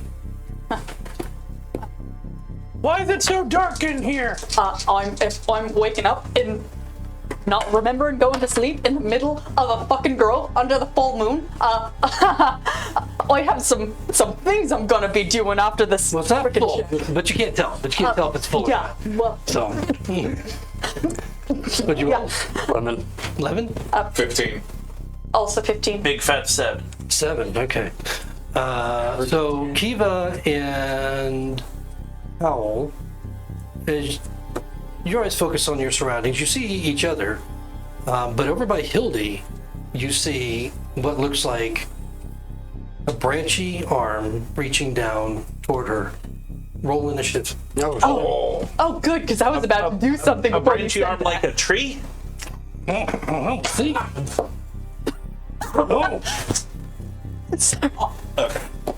Jeez, Louise, can you throw that out? No, because it rolls good, except when it doesn't. I got a 16 for initiative. I got a 17. 16! Which I probably have the You're higher more dex. Yeah. dexterity. Yeah. You have some friends. Let's go ahead and put yourselves here and kind of like separated by a little bit of space there in the middle. As you come awake, and we have this one reaching down toward. Holy shoot. And then we have another one. We gonna die. Oh, hell no. And what's most concerning about the sight of something reaching down toward Hildy is that, I mean, normally, Eva, this might not be a concern at all. As you look up at the green glowing eyes, these are not green at all. They're red. And they look very, very dangerous. Would the glowing red eyes trigger anything for me specifically? Or would that just be concern because of everything else going on? Potentially, in this case, roll a religion. That'll be my proficient in it. 13. 13. It's shocking to you that these powerful forces of nature that were created by the Sylvan would be harmful in any way to a druid in particular, unless they were defending a grove or an enclave. Outside of that, why this would be happening, you have no idea. It's also weird that we woke up, so we were unconscious at some point, right? Or asleep. That's why I'm freaking out. Okay, anybody roll above a 20? Above a 15? Okay, 17. Yeah, it's gonna go Hildy, me, Hal. okay. Hildy rolled a 17? Yeah. We both rolled 16s. He has a higher dex. Okay, so Hildy, Dickier, and then Hal? What did you roll, Kiva? I rolled a 1 on the die. Oh my if we want to do actual initiative, then it's a 2. Because I plus Yeah, one it's dex. actual initiative. Okay. Crit fail initiative. You just don't play. I looked your last as the tank. I feel like that's where I'm Just best. petrified. Actually, yeah. Yeah. Okay. No, my shirt applies then. I want to go. Okay. So the one that is All right, moving toward see. Kiva Maybe cheeky. is at the top of the initiative round. Wow. That's what I thought. That's tough. And Ride round. I look at Hildy, I freak out, and then I feel something clobber me on the back of the head. yes. And so two huge, massive limbs come slamming down towards you, making an attack on you, Kiva. 13 AC. Yikes! Both of them hit. Great. I love it. Do you? I don't. All right. I wasn't sure. Okay, so the first one does a total of 16 points of damage. It's bludgeoning. That And- doesn't matter. I am not raging. Right. And the second one does 24 points of bludgeoning damage. I'm down. You're down? Okay. Oh shit. Kiva goes down. Boom, boom, as these trees hit. And that's Oh, the end does of it. anyone else? Hildy, you're up. You wake up and you see a tree You gave us all good reaching berries. down toward you. Okay. And it's dark. Not today. It's dark. We had real food. But I mean, there's enough light that you're not at disadvantage because of your vision right now. Okay. I'm gonna still use a bonus and go full bright Okay, light. luminescence. So Hildy is surrounded by a green light that goes out brightness to 20 feet and then dim another 10 feet. Is this her illumination? Yeah. Okay, gotcha. So she's it just illuminates this whole area in this purple light. Green. She's Green light. And as you look around, you can see that it looks like a small grove. There are lots of trees all around. You don't see anything, just passively beyond. You don't see lights from a city or anything like that beyond.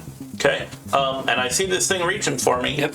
I'm gonna use a infused discipline force bolt. Okay. Range. 5. Oof. I missed. I fucking die because I got last in initiative. Well, let me rephrase. I rolled a 7.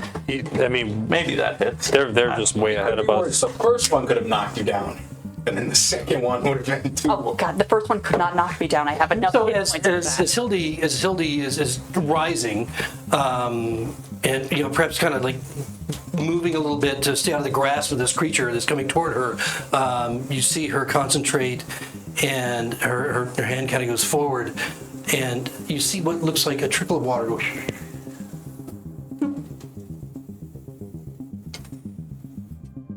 Like a fountain. Then disappear.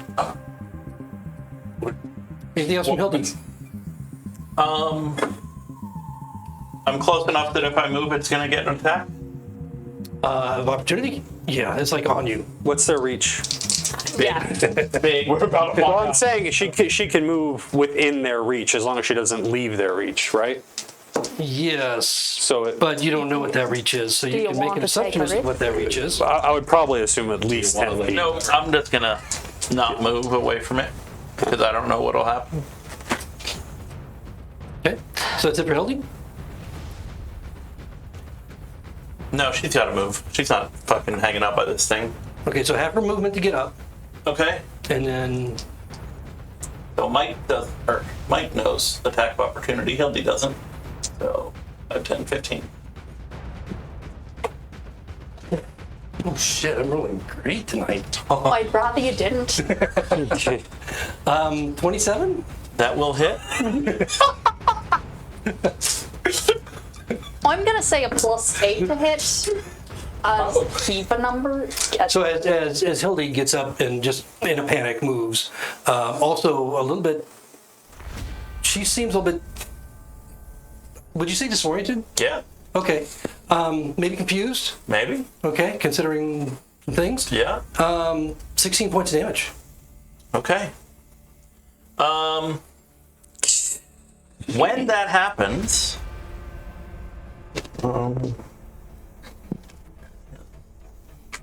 what's my? She took her bonus action. Yep. Okay. Do you have a reaction? I do. Okay. I do have a reaction actually. Let's this. But it is not enough, I think. 9? Would a 9 hit? A 9, no. No. Hildy's skin reaches up off her body and tries to smack the tree in the face. But misses. No, yeah, unfortunately. And it may have actually hit, but done, just no damage. This creature is just massive. Okay, so that's it for Hildy? It is. Because You want to take his attack of opportunity? I did move. Yeah, he did. He took 6. Oh, that was it. Okay. Yeah, so Dickier, you see that Kiva gets pummeled by a tree to your left. Yeah. And it goes down, and you see Embedded in another the tree ground. with these red glowing eyes take a strike at Hildy. You watch as her skin, something about her just lashes out in response to the blow that she takes as it rips across her body. And it kind of recoils a little bit, but doesn't seem injured. What are you gonna do? We need to get Kiva back up now. I'm going to. I don't have anything that can give you a hit point. I'm going to attack this one before leaving. With my dagger, I roll a crit, of course. 20? Yep. Okay. But I'm not sneak attacking right now, which You're sucks. attacking the one on Hildy or the one? The one that was on Hildy, Okay, right here. Okay. Yeah, you're not. You don't get 1v1. No. So 4 plus 3, 7. 7 points of damage. Piercing damage against that one. Right. Did you roll the crit die? Oh yeah, you're right. 20. Damn, I'm good on 20s today. He rolled a 20 on his D20. 20 man. On your D. A hit. I know. Fail. And you said dagger. It's a dagger. Yeah. Okay, so piercing. My short swords are gone. Okay, so you move yourself into in the way that you hit it. It seems surprised by the strike, and it feels like you're literally like you're stabbing a tree. I mean, your dagger going into bark, thick bark. But the distraction puts you in a pretty advantageous position that you can move an additional 15 feet without an attack of opportunity on you. I have So mobile, so it wouldn't have begun to get attacking. up, right? Yeah. Okay. Yeah. I just have my movement to get up, stab him. If I If you want to move, yeah. So would I subtract half after the 15 feet, or is it because it happened after I got up the 15 feet adds to the half I have remaining? Yes, you normally have what? At 50. You have 50, so you'd have 25 plus the 15. So 40, okay. 5, 10, 15, 20, 25, 30, and I'm going to use a bonus action to hide. Like a coward. Behind the tree? 30, 20. Okay. Are you hiding behind its back? Yeah, that's awesome. I have It's actually hiding behind the treant. the ability that lets me hide in any natural environment. Okay, well, this is a very natural environment. Yeah. So. Is that it from Dicker? Yep. Okay, Hal, well, you see all this going on, and then We're prone. Dicker just disappears behind one of the creatures. Stab, run, gone. Where'd it go? Half my movement to get out. Bonus action rage. And I'm going to run straight for the tree that one shot at Kiva. Okay. Diagonals are It's the same. It's the same I thing. just treat them the same. cool. It's the same thing, yeah. And reckless attack, I'm going to swing with my great sword Okay. at that one that knocked Kiva down. 24. That hits. That hits. Okay. And that's going to be 2d6. That'll be 12 points of slashing damage. Okay. Okay, 12 points of slashing damage as it bites into the bark. A few little branches falling away, but things still going strong. Anything else from Hal? That's all I got for right now. Okay. Then the one on Hildy is going to continue to pursue her. So it moves up. Go ahead and move it right up to Hildy. Oh no. Are there any opportunity attacks? None? No. And it's going to attempt to strike at you with its two heavy limbs. Holy crap. Wow. A nat 1. You lucky. From one, and a nat 2 from the other. Nice. So let's see if there's any kind of a critical fail for the one strike that makes any sense at all. I'm going to take credit for it if there is. He has plot armor. I didn't need to roll a critical fail on my initiative because he gave it to me for free. So it just kind of stumbles forward as it strikes, and its limbs are a little bit, maybe it wouldn't quite, kind of got its limb memory screwed up, and as it strikes with that one, with the limb with the nat 1, strikes itself, doing a little bit of damage. Nice. Now you get to be the barbarian tank. Sponge. All right. I hope. It's about Angry time. glare at you as if it's your fault.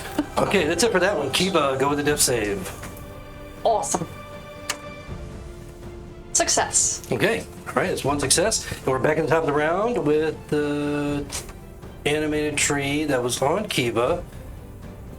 It doesn't know that. Okay, so It's got a howl right in front of he's it. got I just hit it too. Yep. So it's gonna go. You got this. Tough it. Gonna go against Hal. So Did you 2 rage? limbs slamming down on you. Just making sure. I thought so. All right. And so he I has got- advantage because I was reckless. Yep. So 28 and a 29. No, 26. Miss. No.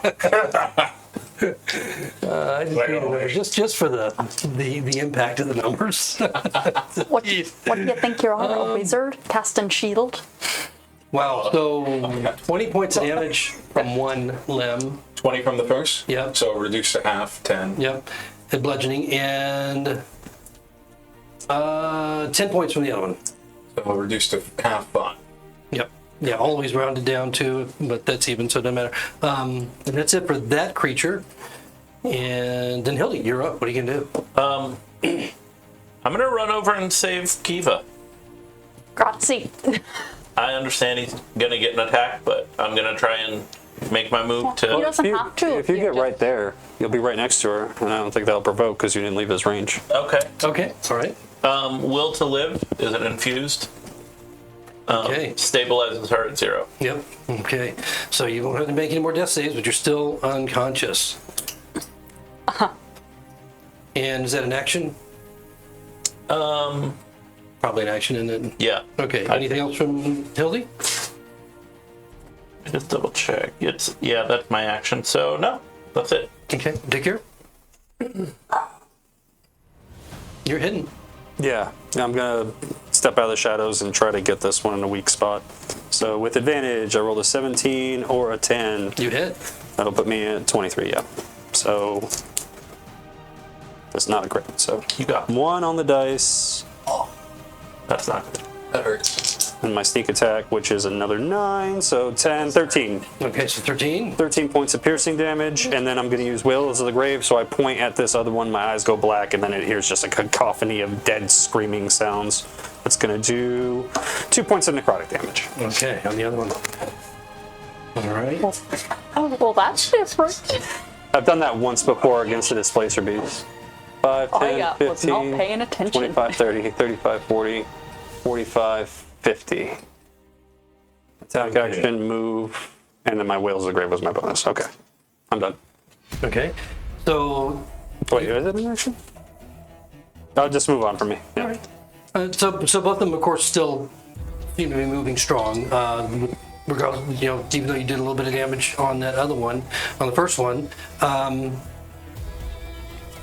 And that's going to bring up Howl. I'm going to just keep going. Reckless attack. I'm going to take another slash at this one. You got it. It's not- 20 to hit. That's a hit. That's the one on Hildy or the other? The one that he just stabbed. Okay, got it. The one on Yeah. Kiva. So that's 9 plus 8. That's 15 points of slashing. Oh, nice. Okay. And yeah, I'm just gonna hold the line from All there. right. Stay where you are. Yeah. Okay, so then the one that's on Hildy is going to turn. You see its huge torso, basically, or trunk basically twist in her direction. And Nikir's not hiding, right? I should have, but I didn't. Didn't. Actually, it's better this way. I'm trying to lure it off of Hildy a little bit. All right. Better. Time for the rogue to be a damage sponge. It's better this So it's going to draw one attack. So you're going to draw one Well, attack, and Hildy's going to draw I mean, one attack. So both. He does have that's the fine. whales of I the want the grave, so smaller one. clearly, The attack on Hildy is a 17. I'm gonna use repel. Okay. All right. So that will repel that damage, and then Use it on me too. Nikir, it's 23. Yep. That'll do it. Just barely. Just barely.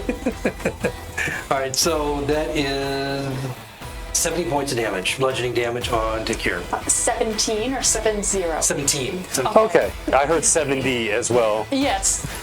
Oh, I'm not even that cruel. That's fine. That's paste. I think you mispronounced the word. The horse is blue. That's insta-kill Hildy and him. On me. That's devastating. Just barely not you. Oh, yeah. No. From full. From full. You'll notice I have death saves right now. But no, you don't. You're stable. I'm stable, yeah. So I yeah. don't have any turns in this combat. We got it. Yeah, there's nothing you can Just do. I guess. don't mention me in the initiative. Just skip my turn. And that's going to bring us back up to the treant at the top of the round that was attacking you initially, and right now is attacking Howl. Come on, me. So we got 2 attacks against him. Another fucking 1. And a 29. So for the 1, we'll just see what happens with that one. He does have advantage. Because I did reckless. Oh, okay. Yeah, that's Just right. to be fair. Yeah. So that negates that 1. So it looks like both of them are going to hit then. Okay, so for the first hit is going to be 15 points of damage. Half 7 bludgeoning. And then the second one is going to be 19. Half to 9. Okay. Jeez.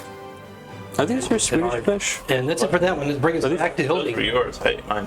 I don't eat Swedish. All right, then don't. I don't care. It's fucking candy. I'll eat it. I appreciate the offer. I just realized they were there. We just apparated. I also agree with Dicker that Swedish fish are wrong. Bonus action, flash heal. Okay. So it's basically like a holy word going out, and you guys get a little bit of. Do I get healed? Yeah, everybody. Yes, you do. Oh, congratulations! I Thank got to turn in combat. God. Everybody gets 7 points. If I had a good berry, you would have been my priority. I know. I promise. I know. I know. So you come back to consciousness, but you're still on the ground. I don't care. I have other fucking priorities. So Is it ultraviolence by any chance? Because we could use some of that. I have a feeling it's coming. a bit of the old ultraviolence. Okay. Come on, Shark and Bear. I'm going to cast Force Bolt at this one that I can see in front of me. Before the one that he's fighting. Okay, the one right where Kiva is. Okay. Before it comes down on Kiva again. So nice. 17 plus. That hits, yeah. And Force Bolt. 8 points. Okay. All right. So an invisible force impacts this thing, and you watch as part explodes out of the area where it was hit. 8 points. Okay. And anything else from Hildy? Nope. Okay, Dicker, you're up. All right. Recovering her head from the branch that's about to come down. 5, 10, 15, 20. We're not doing flanking with advantage, right? You get +2. We get +2, not advantage. Correct. All right. So it doesn't trigger my sneak attack. Well, no, it should because. Oh, no. Yeah, okay. You're right. I'm sorry. I forgot. It's not just when I have advantage if I have an ally within 5 feet. I rolled a 7. I had 5. That's 12 plus 2, so 14. Oh, man, no. No, you missed. Man. With that blow. And plus 5. I didn't do the math wrong. Trying to think of anything I could do with that. All right, whatever. I'm just gonna have to hide. You have mobile. You can just. You don't you run without provoking opportunity? I can, but I want to keep attacking it with sneak attack, so I'm just going to use my bonus action to hide since I'm obscured by foliage anyway. So with 13 on my stealth check. Okay. So you're hiding in plain sight. Well, I have Mask of the Wild, which lets me hide. You make a stealth check whenever I'm only lightly obscured by foliage, natural stuff. But I think you would probably know that even with that, whenever you're hiding in plain sight, there's still a pretty good chance they're going to see you. Okay. So, I mean, it's not Would like it be you're better if I just hide behind this tree trunk? Yeah, if you wanted to move. Well, Yeah, I can do that. I don't provoke from it anyway. So Right. I'll use the rest of my movement to hide there. Okay. It's not like somebody turned on a bright green spotlight 30 feet of us. Yeah, and that probably. Sure. I mean, if you wanted to do it and roll at disadvantage, you can. No. If you wanted to stay there. I'll just hide behind the tree trunk. Okay. It doesn't make a difference. All right. I got moved to spare. Okay, so how you're. Oh, I dropped my dice. So I'm just gonna have to keep swinging at the thing in front of me for Okay. the moment All being. Reckless. 23 to hit. That's it. Yeah. And yeah. 13 points of slashing damage. 13 points. Okay. So now you're seeing this thing take a little bit of damage at this point. You've been wailing on it. It's been getting hit it 4 or 5 times at this point. So another 13. Okay. So I mean, although it doesn't seem like it's going to topple over anytime real soon, it got a few chips and marks and missing branches. Anything else from Hal? I am actually going to use my movement, and I know it'll provoke an attack of opportunity, but I'm going to use my movement to swing around to get engaged with the other one. You might not provoke. Oh, unless you're. Yeah, if you're going all the way there, it probably will. Yeah, it's far enough away. So. To just get roughly to flanking where back here. Okay, rolling 29. Right, hit me, baby. Oh, wow, it did. 22 points of damage on that. Half to 11. Right. All right. Okay. That's it for Hal? Yeah. Yes. Okay. That's what I got. So the trail behind Hildy is going to reach over her toward Q. No. It's gonna reach around. I dare you. I dare you. Pluck her off the field. The hand of God comes down. So once he sees you move in that direction and attempts to strike at you, so he just hit you, he's going to try and strike at you again, Hal, and also strike at Hildy. Why at Hildy? Is it gonna You move? have to move then, right? No, I think Hildy's right. No, right Hal. Hildy's This like- is the one that's on the other one. This one? That the one that was on Hildy for the yes. It's the other one is the one that struck at me. Gotcha. Yeah, exactly. Oh, that's right. Yeah, it was. You're right. Yeah, You're right. okay. Yep. Cool. I can Understand. Okay, so the one attack on Hildy, 23, and then same on Hal. How much did now? It was a 23 hit. Oh, yeah. So 16 on Hal for damage. And is Hildy going to take the damage? She is. Her skin smacked back, but nothing happened. Okay, 19. 19 points of damage on that hit. Hildy goes down. Okay, so Hildy goes down. I mean, not in a good way. Do you want to lay her down? And goes unconscious. I'm afraid to And that knock brings up over Kiva. everything. Let me guess. Oh, there's not even fucking language that comes out of her throat. There's just a guttural snarl as she, Primal scream. yeah, as she basically, she doesn't so much stand up as like launch into a giant fucking furry form that just wants to kill this fucking thing that knocked her down. Okay, so you'll have to use half your movement to stand up. half my movement to stand up. And- I'm not moving, don't worry. Bonus action, wild shape into a brown bear. All right. Let me just replace this with Barbarian. rage. I'm not raging yet. I only have my first bar of temporary hit points. Children's are cool. Multi-attack, first thing I'm going to do, bite. I'm going to try and basically bite a piece of this thing. So that's roll a Okay. hit. Critical miss. I swear to. Oh no! Roll a d30. Don't forget your D30. Maybe you bite Hildy in the back of the head.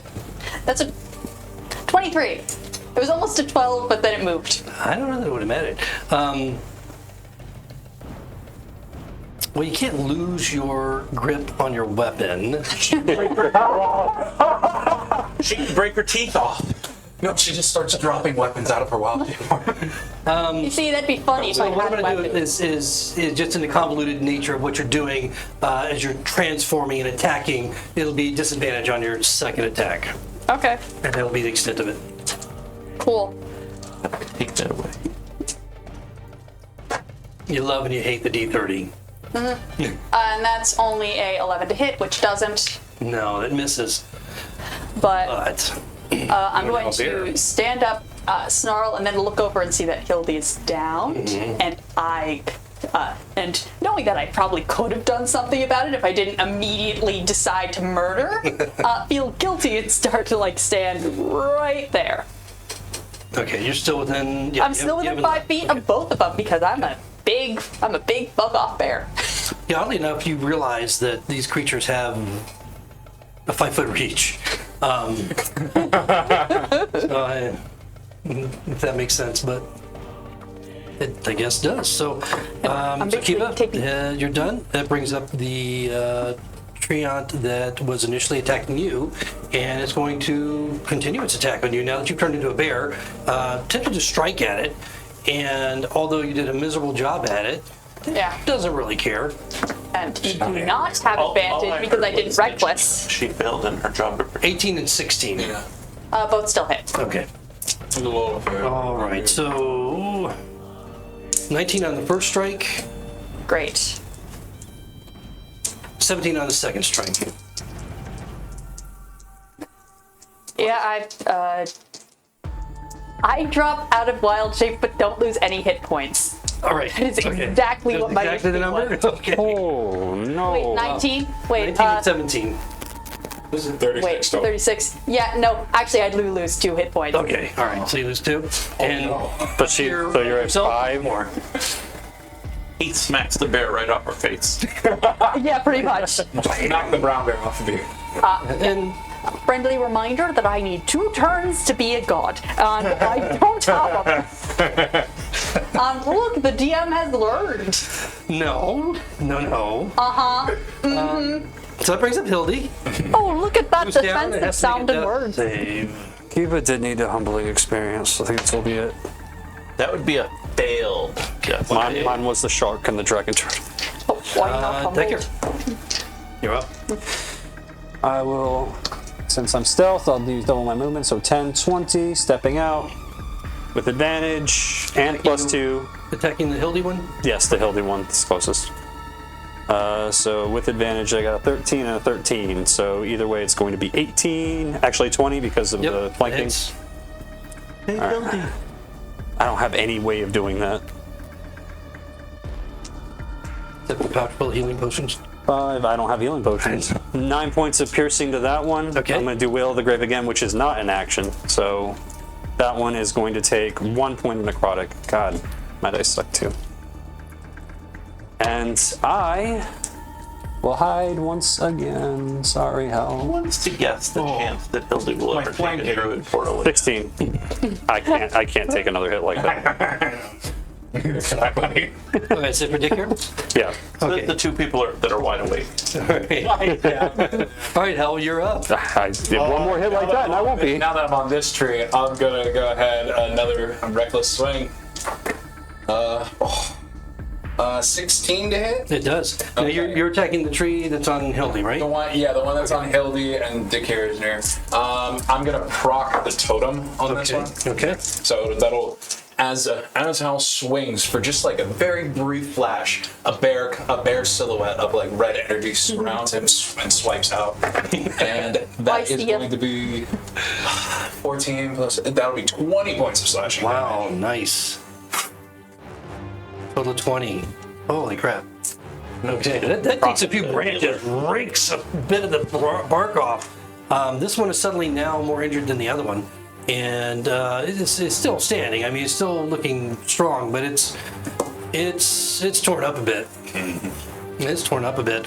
Anything else from Hal? Just a quick prayer as I know I'm going down next turn.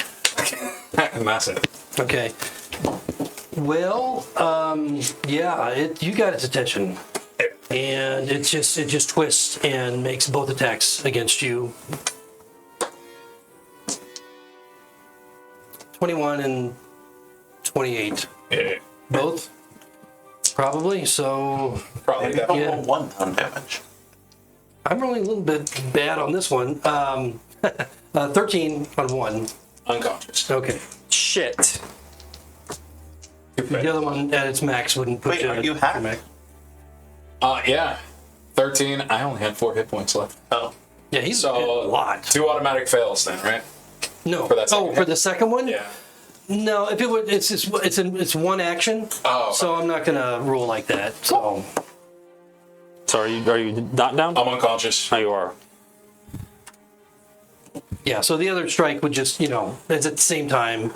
Don't worry about Got that. it. So that's it on that, and that brings Kiva. That's all I would run then.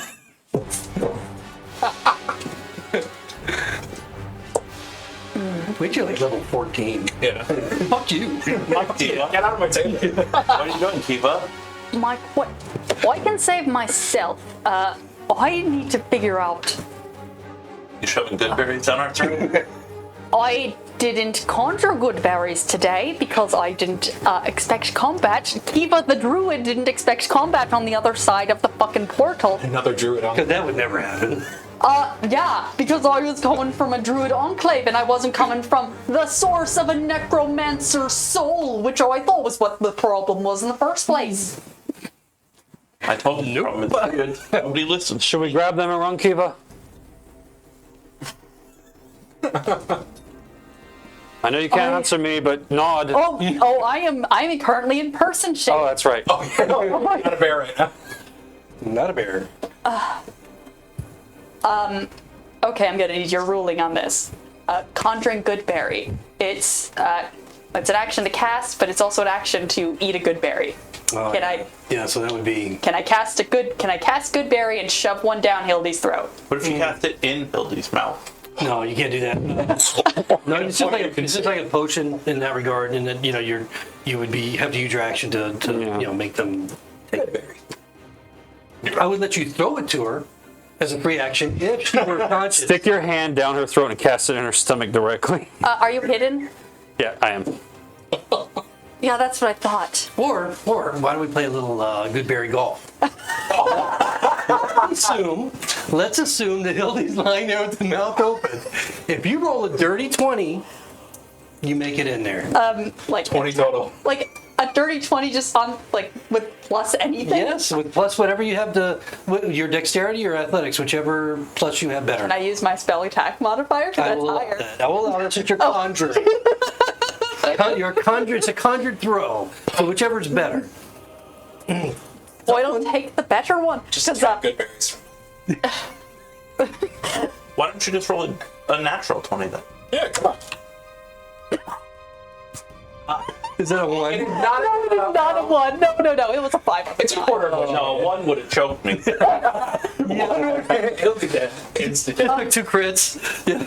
Well, I take the action then just to throw basically 5 good berries Throwing just berries at in her Hildy's general face. direction. Okay. Hoping that Dicker is somewhere around here. All right. Pop, pop, pop, pop, pop.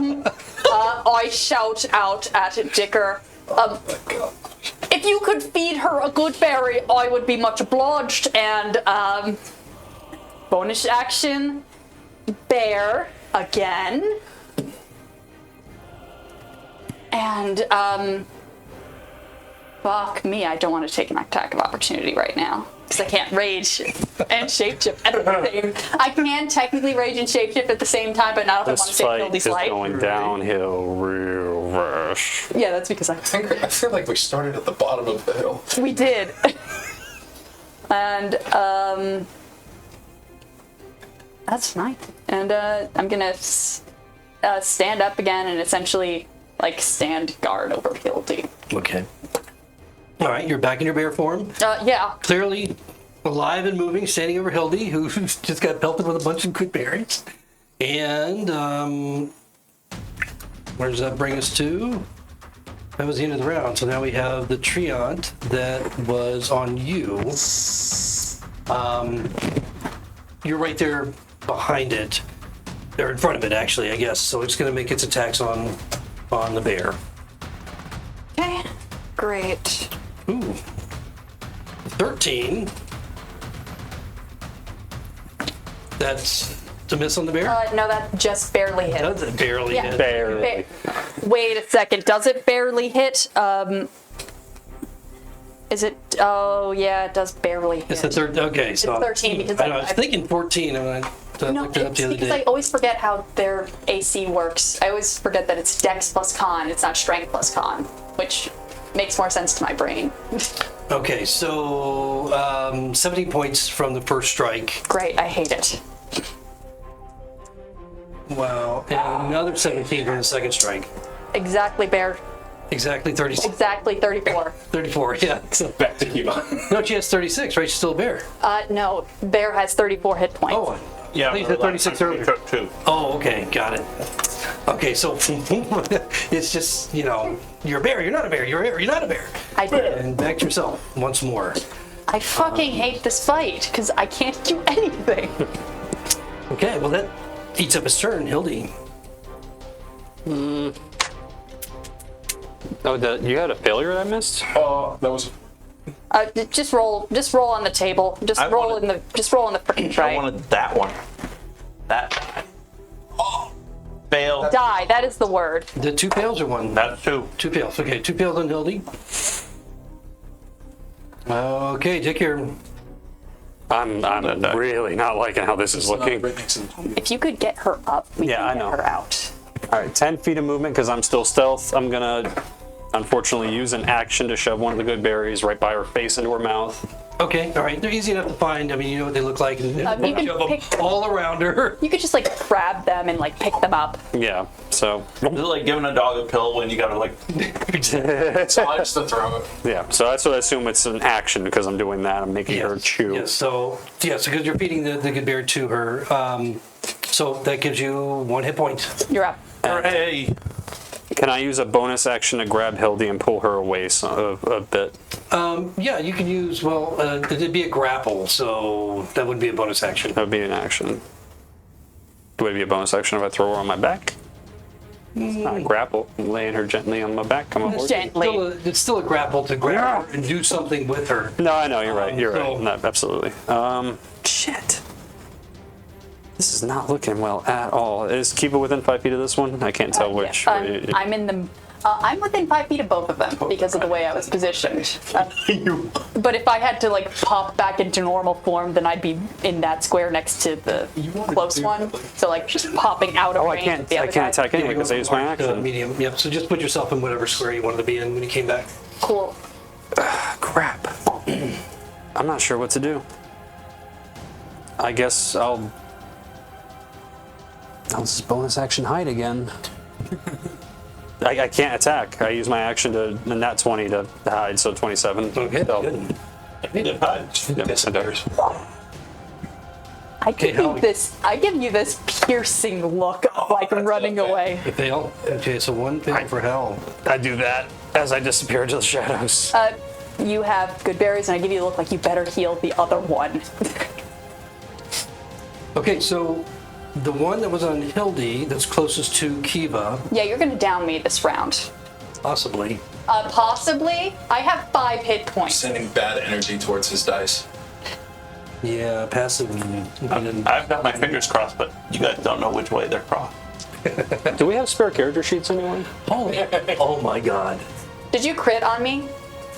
Is I that did. 2 nat I did, as a 20? matter of fact. I did.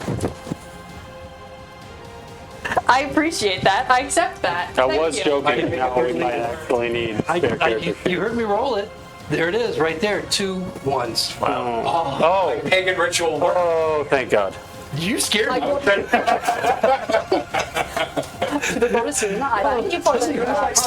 energy. Oh, what's up with all this healing point, health points? Full health. Does Turned it out have, I was a lich, guys. does it have to roll a d30 twice now? Yes. Oh, Holy shit. Wow. Like you, Luna, I pray. To kill itself. Okay, so 16 and a 9. Let's see if it does anything that might be helpful. Errant Strike. What's that? Yeah, okay. Did it hit its friend? Break Yeah. down the wooden arm off. Did it hit its friend? Yes, I like that. Okay, so. And he hit his friend. So go ahead, and he stumbles over to the left, just around the other side, not over you, but just to the side. So that it's literally next to his friend. And he does. Oh, that separates the two of us, though. You're right. Okay, so did some damage on his friend. Don't worry, we got like a horse with like 50 feet of movement. It's going to be interesting. That will go down with one more hit. If they're bigger than us, can't you move through their space? This is interesting. Yes, but it's a hostile creature, so it's like I think it's 9 and what did I say the other number was? I don't think it's contested. I think it's just a 16 and a 9, yes. Okay. I think it's typical terrain. I don't know if it's contested. Okay, all right. So the other one is just a. Because I know penalty like against- halflings can like move against against some themselves. creature's space. But it's not just What was the hit that it I think did? if it's 2 or more sizes it- above you, I think it's just difficult. It tried to terrain, but slam I could be with wrong. with 2 of its massive branches and swaying errantly and hit it, and it kind of stumbled over and hit its friend. Did some damage on the other treant, and then the stumbling part was basically he'll have disadvantage on his next attack. So that was the one that was on Hildy. Okay, Kiva, you're up.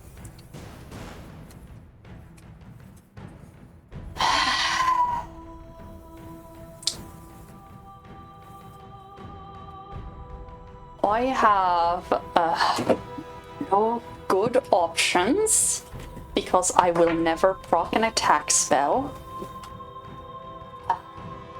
Fuck me.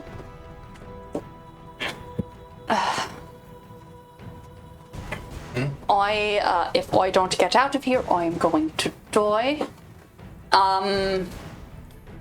Fuck. Hildy, you're up, right? Ish. Ish. She's not standing up. Stand He's up. not dying. She has 1 hit point. She's laying on the ground, grasping for breath with goodberry juice running down the back of her leg. What a way to go. Right? Probably, yeah. Probably. You hope it's goodberry juice.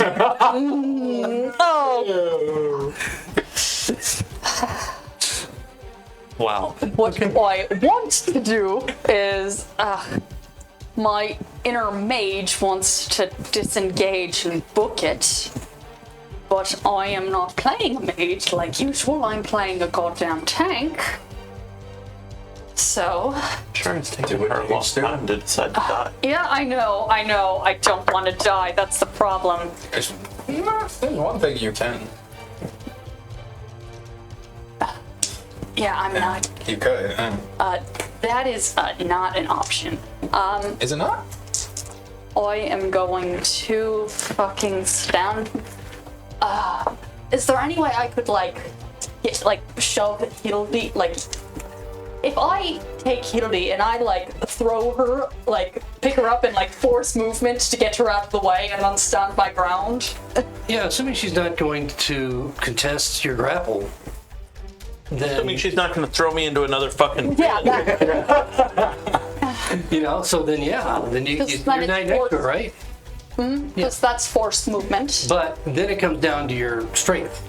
Yeah, I'm not that strong in human mean, form. She's slender and tiny, but add her weight to your encumbrance, and Add her weight to my encumbrance. are you encumbered at that point? Because how much does your character weigh 145. with everything? With Approximately 150, 60. Well, she's wearing leather armor. She's got a wearing sword, leather armor, so probably 180. Yeah, I was gonna say about 180 probably. So if you added 180 to your encumbrance, would you still be able to? It'd be too heavy for me to carry. Yeah. I carry her. I mean, you can drag her with your movement You guys should just be quadruped. as long as she's not. I'm just talking about throwing right now. Yeah. I didn't get the genetic lottery, I'm sorry. So otherwise, you can drag her with your movement if she doesn't contest the grapple. Okay. Turn your back to the trees. Yeah. Grab Hildy and walk away. What's the worst it could possibly be? If I do this, I am going to go. I am going to die. Oh fuck. Okay. Who's got the good berries? I got 2. I'm Hildy assuming. laying He's there got and 2. says, I got 2. It's a dream. Just let it happen. If I rage, that like doubles effective strength. Yeah, That like we're all does here. weird doubling stuff. I think if you saves your strength, Just right? So, Like, or just or double advantage on strength. saves. It's like advantage on strength checks. Yeah, and, yeah. and saves and that sort of stuff. I'm not sure if that. I don't think it makes you stronger necessarily. I think it gives you advantage on your strength checks. I mean, I would probably give you. I mean, if you want to try and throw her or move her some distance, I want to force movement in a way that gets her. then out I'll of apply the a range. DC and give you advantage on it Okay. because of the rage. That's what I want to do. Okay, all right. So then, right. Because I want to basically get her out of the 5-foot range, hope that she can run, because my job here is to protect Hildy. Right. Okay, so then roll athletics at advantage.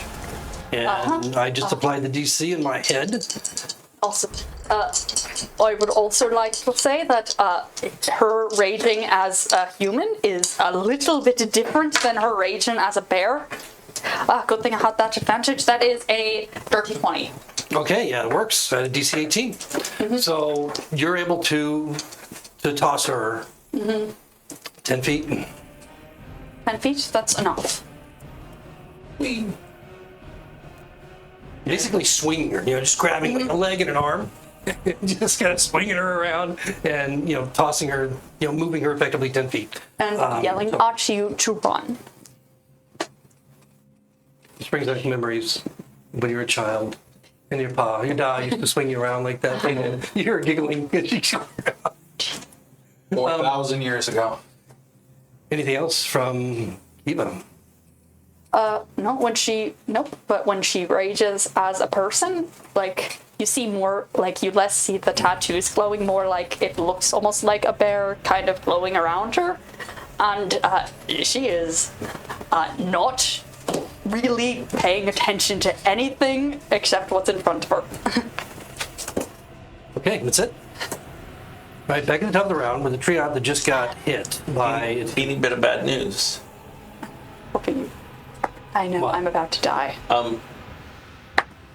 When her turn's over, her rage ends. She didn't attack a hostile creature. Yeah, I know. No, I'm expecting to get hit. If you don't get hit.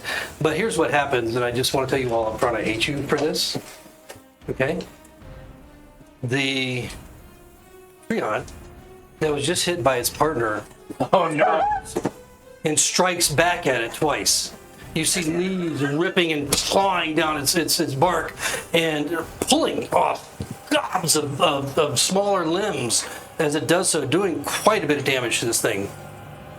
And it doesn't destroy it, but it did, just a huge chunk of fucking damage. It did like 30 points of damage on that one attack as it replies to its partner that it didn't expect to attack him, it did so. And that's going to be its turn. Hildy, you're up. Okay. Are they fighting now? Yes. I think that was one turn we might have bought. I don't think it's going to keep going. Bonus action, flash heal. Everybody within 60 feet.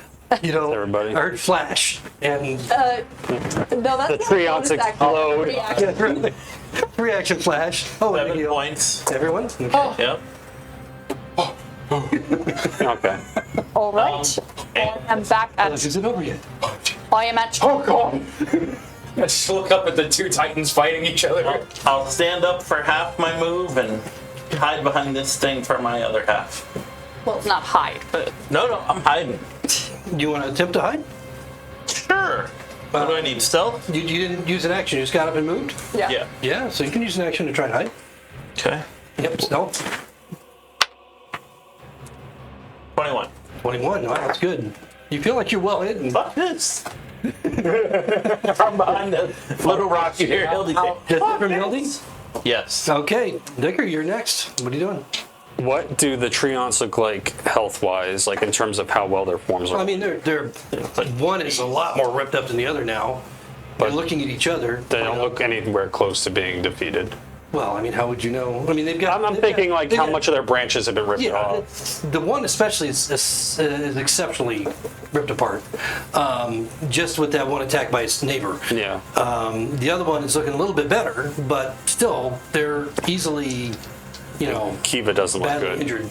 Right. No, Kiva looks real probably fucked up. fine. And also, you'll notice that she doesn't have any weapons on her. She's probably fine. Oh shit. Are we running?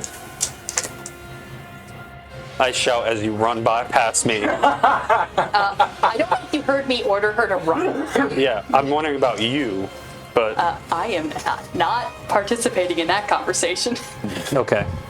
I'm gonna move here. Which square is Kiva in? It's really She's In the between. middle. yeah, but which? She would kind of be on this one technically. Of course she is. Which one were you on? Let's go with I was that. on that one. That's 10. I'm breaking stealth. I'm just running out of stealth, running ahead. So I guess it would make more sense to do this. I'm gonna bonus action disengage and use my action to try to grapple Kiva from behind. Okay, so someone's grabbing. I know behind. it's probably not the right choice, Wait, but I'm is trying to it- get us out of here. Allow the grapple. Oh. I will fuck say, it. as I'm reaching to grab you, we gotta get out of here now. I don't know if that matters. I don't think I want to go with you because I want to live, but thematically, I'd probably resist, which is not a good thing. Save the ugly one too. Roll that. Roll the. I saw you heal. Okay, I'm gonna use my curse dice. I rolled a nat 1, Kiva. Oh no. What does he do? It's his hands just kind of He's like, slip off. hey, go. He's like kind of rubbing your I imagine like I go to grab you by like the back of your jacket or whatever, and you probably just flinch away from me before I even get close. Yeah, something to that effect. So he's unable to. Hands are a little bit cold. He pats your back delicately. I try to look between them fighting amongst themselves. I'm like, how? We're getting out of here. I disengaged to 10. I'm gonna go. Okay, are you hiding or staying? I can't. Oh, you can't. Okay. Where did Hildy go? You're wondering. Yeah. Okay. Like I don't want to get too far because I want to run back in and try to grab Kiva again. But Okay, so Hal, you come to consciousness. Oh. You're on the ground. Jesus Christ. Craziness going on around you. What are you gonna do? Half my movement to stand up, and since I am no longer raging, I'm going to use my second rage of the day. Fly back in. Great sword. I'm going to just swing at the closest one that I'm currently in melee with. That's the one that was on Hildy. Yes. Is it the one that's fucked up? That's the one that just fucked up the other one. I'm going to go reckless attack, because that's what I got. That was cocked. I'll reroll that one. It was a 17, but... 17 to hit. It hits. And I'm going to proc my bear totem again, since Okay. it's my second rage. It's a different instance. Yep. Oh, you see that same flash as 7, 9, 10, 12. 18 points of slashing damage Nice. against the one that attacked its friend Okay, got it. intentionally. Okay, so you rip off a few from that one too. A few branches and pieces of bark. And I might have just fucked myself, but I'm going to, while staying in combat with it, I'm going to start working my way around. I'm going to use the rest of my movement. Now I'm behind it. Okay. Yeah. And that's Strafing. gonna bring up the one that you just attacked, the one that was on Hildy. This one you just attacked, right? Okay. So its attention was initially on the other tree. Till you did that. Till I did that. Right, and then you attacked it, and kind of glances down at you after taking a bit of damage.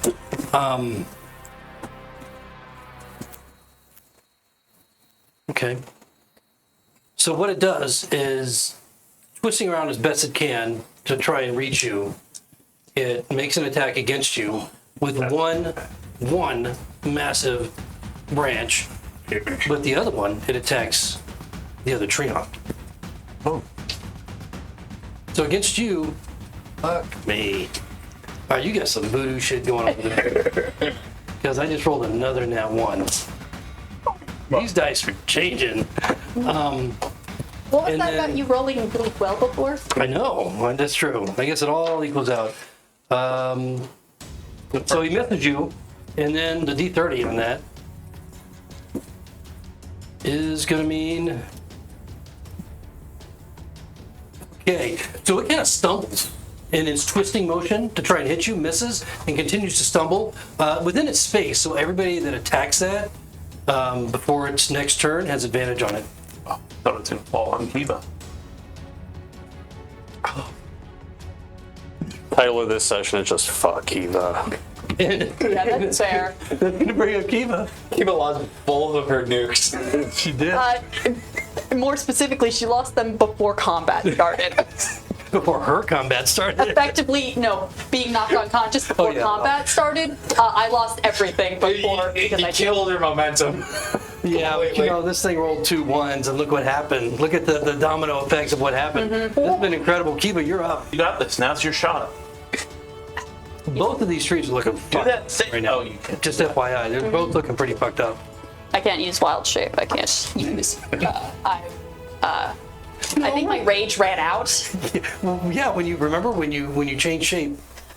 No, I never got a chance to rage while I'm in shape. Oh, that's right. Yeah. I You're got to rage while I was a human. It's not effective or a good thing for anyone around me. I think that my rage ends when my turn starts Because I you didn't threw take- Hildy and You didn't Because I- get hit or take care of make an attack. Yeah.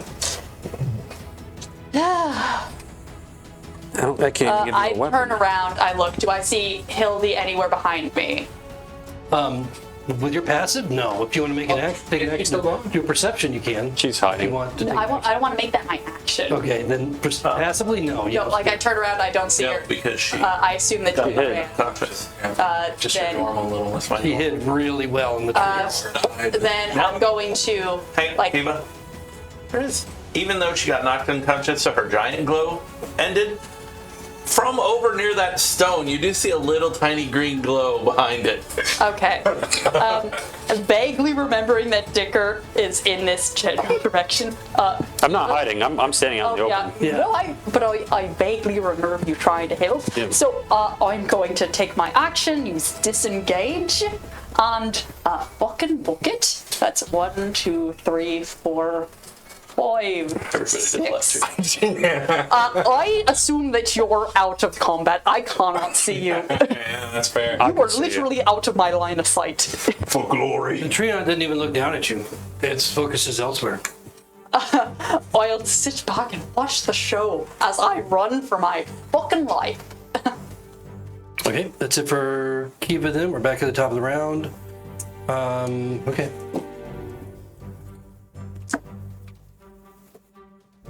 Oh. All right, so the one that is closer to me, the one on that was initially attacking Kiva, strikes at its companion that just struck at it, and also sent another blow against Howl but missed. Rolled a nat 20 on that attack.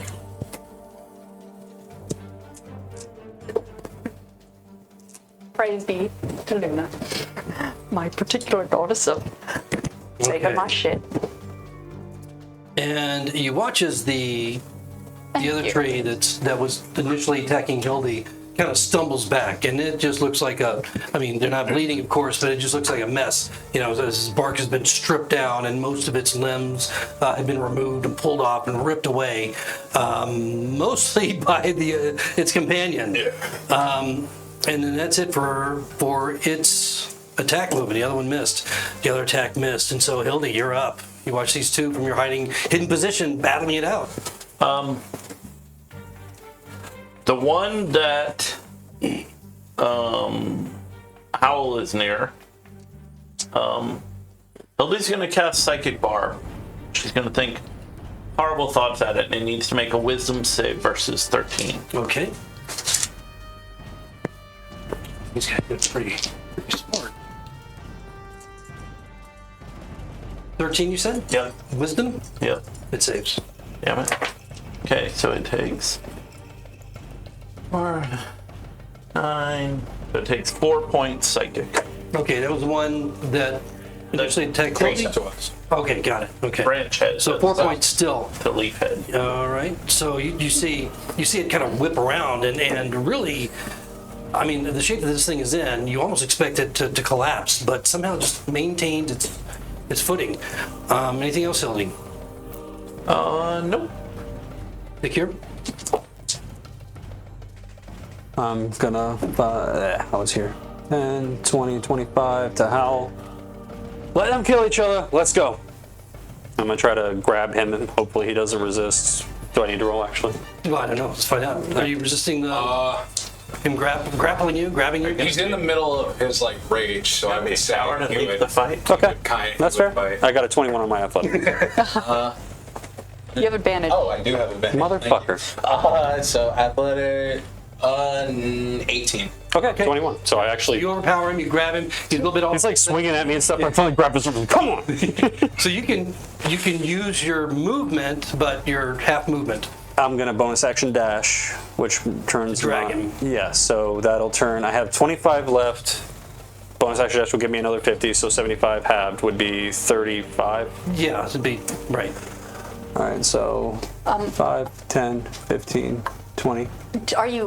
How are you carrying him? Are you like is it? I have him like this, and he's along the ground. He overpowered me, so I kind If of. anybody thinks he was riding me at any point, that was not the case. So in other words, he's running like that little girl, that the dad is pulling. The riding big happens. lopping step. The riding happens off camera. There's no, you don't ride a centaur. Hildy's gonna run. No, no point will that ever happen. I don't think. Maybe on my deathbed. Hildy almost rode the centaur today. Okay. So how we're on your back? Oh, But you were technically within. I provoke from that one if it takes an Yeah. attack. Let me see if it's gonna do that. Do they both? Oh, so No, force movement doesn't provoke, so me forcing it. I do. I'm gonna stop like right there next to it. Right. You get hit. Hitting won't stick unless they have sentinel. Yeah. No, because if you. No. I have. If it does this one over does not- 30 HP to me, we were gonna lose this fight anyway. No. What a card though. I have a 14 AC if that helps. No, it didn't. It didn't attempt to attack him. Okay. Its tension is. I mean, this guy's like swooning. He's like almost dead, and his attention is on the other tree that's attacking him. So that's it for. So how? What are you doing? Have you been dragged? Being a little pissed off that I got dragged out of combat, I'm throwing my sword on the ground, looking at the tree ants, my 2 hand Now axes. you're still grappled, by the way. Am I? Yeah, You you're didn't still let grappled. go? That's just speed equals 0. I mean, you can still. You just can't move. You can still throw your weapons down and grab new ones and all that. Yeah. So, well, As a free I'm going for Are you 2 gonna longs. throw? Okay. Yeah, Good. since 2 axes, bonus action lets me, I can Okay. do with both of All them. right. And so, which tree are you attacking? The one that I got pulled away from. Okay, This the one. one that doing it initially reckless? attacked Yeah, Hildy. I'm doing it right. The one that's like staggering, trying to stay up. First one's going towards him at least. Okay. Thank God it was reckless. 10. Nope, misses. Second one's going You didn't have a lot of towards him. branches left. 24. That hits. So, 11 points slashing. 11. Okay, you watch with the strike from that hand axe. It had to be an axe. Chop down a tree. Just hitting it right, and you watch it's just the center portion of its trunk, great trunk, a little bit high. As you hit it, just kind of splits and it begins to just tumble back, branches cracking and breaking as it falls. The other one just kind of gazing as it falls down. You don't see any emotion on it at all, but it is done for. As it crumbles to the ground, you got it. You killed it. He's down. Anything else from Hal? I'm just gonna yell in Dakir's face. Don't ever pull me out of a fight again. Now are we running or are we killing this one? I'm hell-bent on running. That one's done. All right, keep it. You're up. I guess if we have distance on it, we can. I have. When that one Wait, dropped, did one we see move any of that deliberation. evil orb? It just dropped right now. during this round. So far, you haven't seen anything like that. I didn't remember how long it took for the thing to appear on the other one. I mean, it was pretty quick, within a round. But so far, you haven't seen anything. I don't have anything that works at range. Because I'm designed to do a few things very well. And I prep spells to not do certain things. I've got a bow in my back. I am not going to shoot. I got 3 more javelins. I'm going to just pop another. I'm gonna pop 5 of my fucking berries to get me up to a tasty 17, and then I'm just going to stand here as essentially sentinel guard to make sure that if anything does, if they attack the tree and it does come this way, are you guys planning to run, or you planning to kill it because you have an axe? Wants to fight. If you're planning to fight, I am going to stay here in front of Hildy. I've given up to the group. Are we running or not? I'm going to keep running, and I have Howl. I'm not letting him go because he's a little angry pants right Are you now. gonna? Are you gonna contest the grapple? Would have to be an action, or if he tries to move me again, can I just contest automatically? Well, I mean, if he would have to decide whether or not he's going to, if he's going to try and hold me again. Right, exactly. And then it would be another contest. Another contest. It doesn't feel like my grip is loosening. Or no, actually, he has you grappled until you use your action to break free. Yeah, but I would say if he's trying to, so just because he has me grappled, he can just do whatever he wants. Until all he can do is move. No you. resistance. All he can that's do what I is mean. move you. All he can do is move you until you break the grapple. I think that is how it is written. I don't think he has to attempt. I don't think you have to on your turn. You have to use an extra break. I know. I have to use an athletics check as the aggressor, but you can choose dexterity or acrobatics or already. Yeah. Yep. So it feels like being a kindergarten. That was it for Kiva, right? Right. So we're at the top of the round with this Treon, and he's gonna charge forward. He sees the other tree go down, and really counting on this thing being slow. Surprised he doesn't. Please be long, slow. Mournful call into the water. Please be slow. Please be slow. Not that slow. Who do we have here right up front? Who's that? It's Howl, and we got a whole one on each of you. If he attacks Howl, Sentinel, I proc. I don't do a lot, but I do proc. Okay. Punch him. Well, I mean, he is attacking Howl, and he is attacking Kiva. So Kiva, it's a 25. Yeah, of course that hits. And 15 points of damage. Thank God I took those berries. I'm not. Bludgeoning. And then on 22 on Howl. Hits. For 18 hit points of damage. Unconscious. Okay. All right. So you go down, and that's it. I let go. Fuck you. I let go. I'm just like holding his wrist. It's just, okay. I get your point. Prick. And that brings up Hildy. Does a Oh, yeah, Sentinel. does a 16 hit? Yes, it does. Cool. Well, I don't get to do any damage to it. Well, what's the point? I get to do. I do 3 points of damage. That's damage. Flat 3 points of damage, right. bludgeoning damage, and it can't move any further. Right. I assume it's not going to, but it can't. It's really happy to be right where it is at the moment. So Yeah. Planted the tree.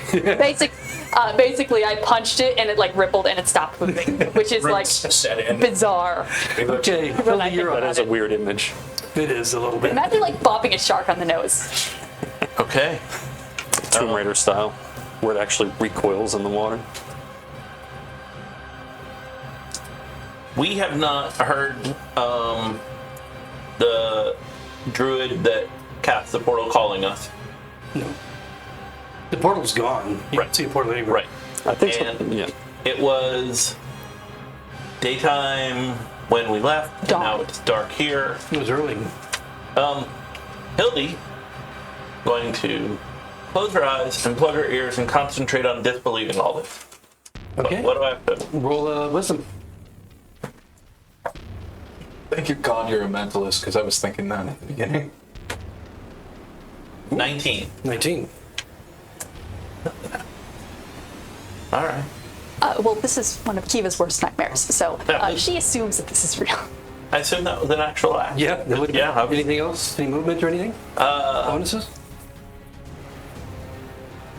I'll that way. 15 feet.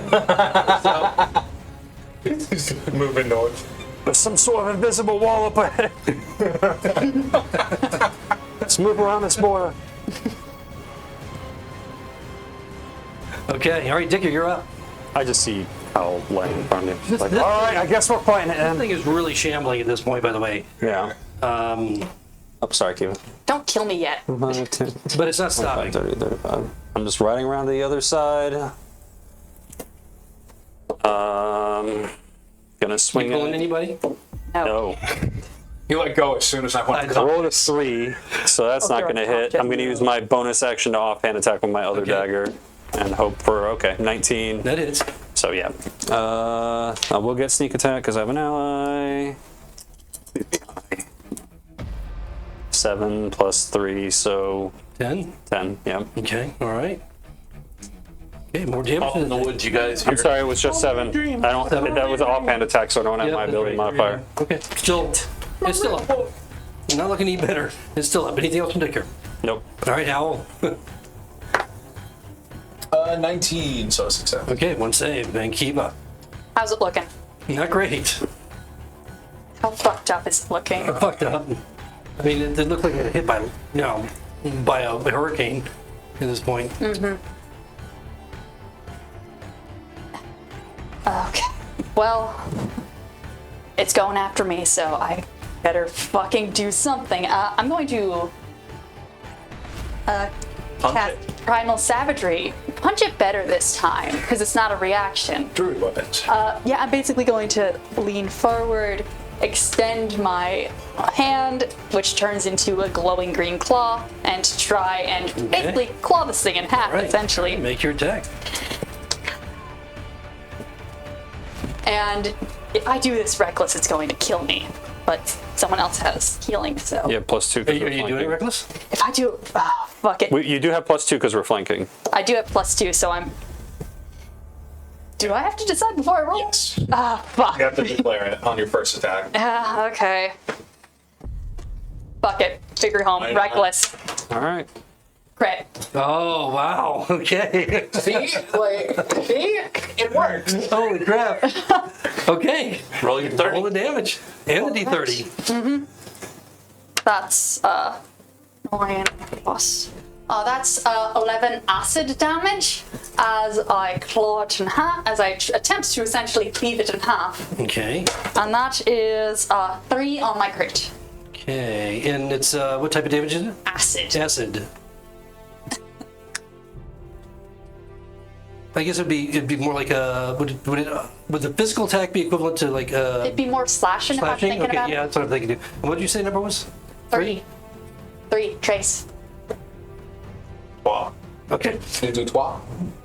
Okay, so its main arm, this or branch that's left that is doing one of its main arms that is or branches that it's doing an attack with is now somewhat disabled, and so it will have disadvantage So straight. on its next attack. So yeah, since you're right, if it attacks you recklessly. Anything else from Kiva? No, I'm standing. And I will say, when I was doing my attack, I was trying to be like I was trying to get its attention as well. Okay. Or- Okay. Well, I mean, yeah, I mean, you did damage and Kiva did damage. So the different Kiva, we're at the top of the round with its round, and so it's going to, with its disabled branch, it's going to try and attack Kiva at disadvantage. And So with the, straight roll. right, and so with the other one, it's going to try and attack Dick here. 25 on Kiva. If it's more than 2, I'm down. You're going to be down. Yeah, that's Yeah, what I you're down. thought. Okay, and then for Dick here, But it's less than 37, 18. so I'm fine. 18 on Dick here. That'll hit. No, wait, that's 18 damage? That's the damage. Are you? So you winning, Kiva sir? goes unconscious and Dick here takes 18. That's it for its attack, because it doesn't move anywhere. What do you got left? Hildy, I got 12. I was almost at full How'd you get full? because of you. Your flash heals. I got hit once, and then both your flash shields put me back up to 30. All right. At this point, we don't have a choice. We need to try to take it down. Hildy's gonna come out this way a little bit so she can see it. So probably another 5 or 10. Line of sight? Yeah. Okay. Force bolt. Try. Natural 20. Wow. Hold that D30. 9. 11. 11 points force damage. Okay. So as Hildy moves around the tree, just seeking just whatever she can see, just a slice of the creature that it can see without coming in full view. She concentrates and she, through her mentalist abilities, attempts to strike it with force. But rather than force, what you see is fire erupting from her hands, and they go streaking toward the creature, and it immediately envelops the entire thing in flames, and it begins to slash around, just flail around for a moment, from the flames that are consuming it, until within that round, it just begins to collapse, branches onto the ground all around, and you can smell this pungent, almost like flesh burning, but it's not. It's not. You've hit it. That it felt like wood, that it felt like a tree, but it smells like the burning rot of flesh as it's consumed. And you're all now 5th level. Oh. And that's where we're going to end it tonight. Hey! Can we just say, for the dead posterity barbarian. sakes, we gave them their good berries to make sure they're alive? Yeah, I mean, as the combat ends, you guys are going to have you're no longer in initiative, and you'll be able Well, that was to bring unexpected. to stabilize them however you like. But it's not a rest or anything like that, and you don't get your level until you complete your rest. But we'll start next week with that premises that you'll be at 5th level rest. Congratulations. What saved your asses is the fact that I rolled 2 1s and then a D30. I rolled the number, the one number that it would attack its nearest companion. And the way these creatures are built and what's going on with them, they attack each other back. And so that really, really saved you. I was shocked. It was my force. It was you used the force really good tonight, man. Came in clutch twice. This last line. Next time, start with that. Maybe I took damage this time. All right. I am never going through a goddamn portal Druid. again. Why did I choose druids? I could have picked anything. I told you it was a bad idea. Yeah. No, Hildy was right. Next time we're walking. Well, now we're lost. Well, good job, everyone. Survived. Good night, everybody. Have a great night. Good night. Holy fuck. That was. Oh my god! You would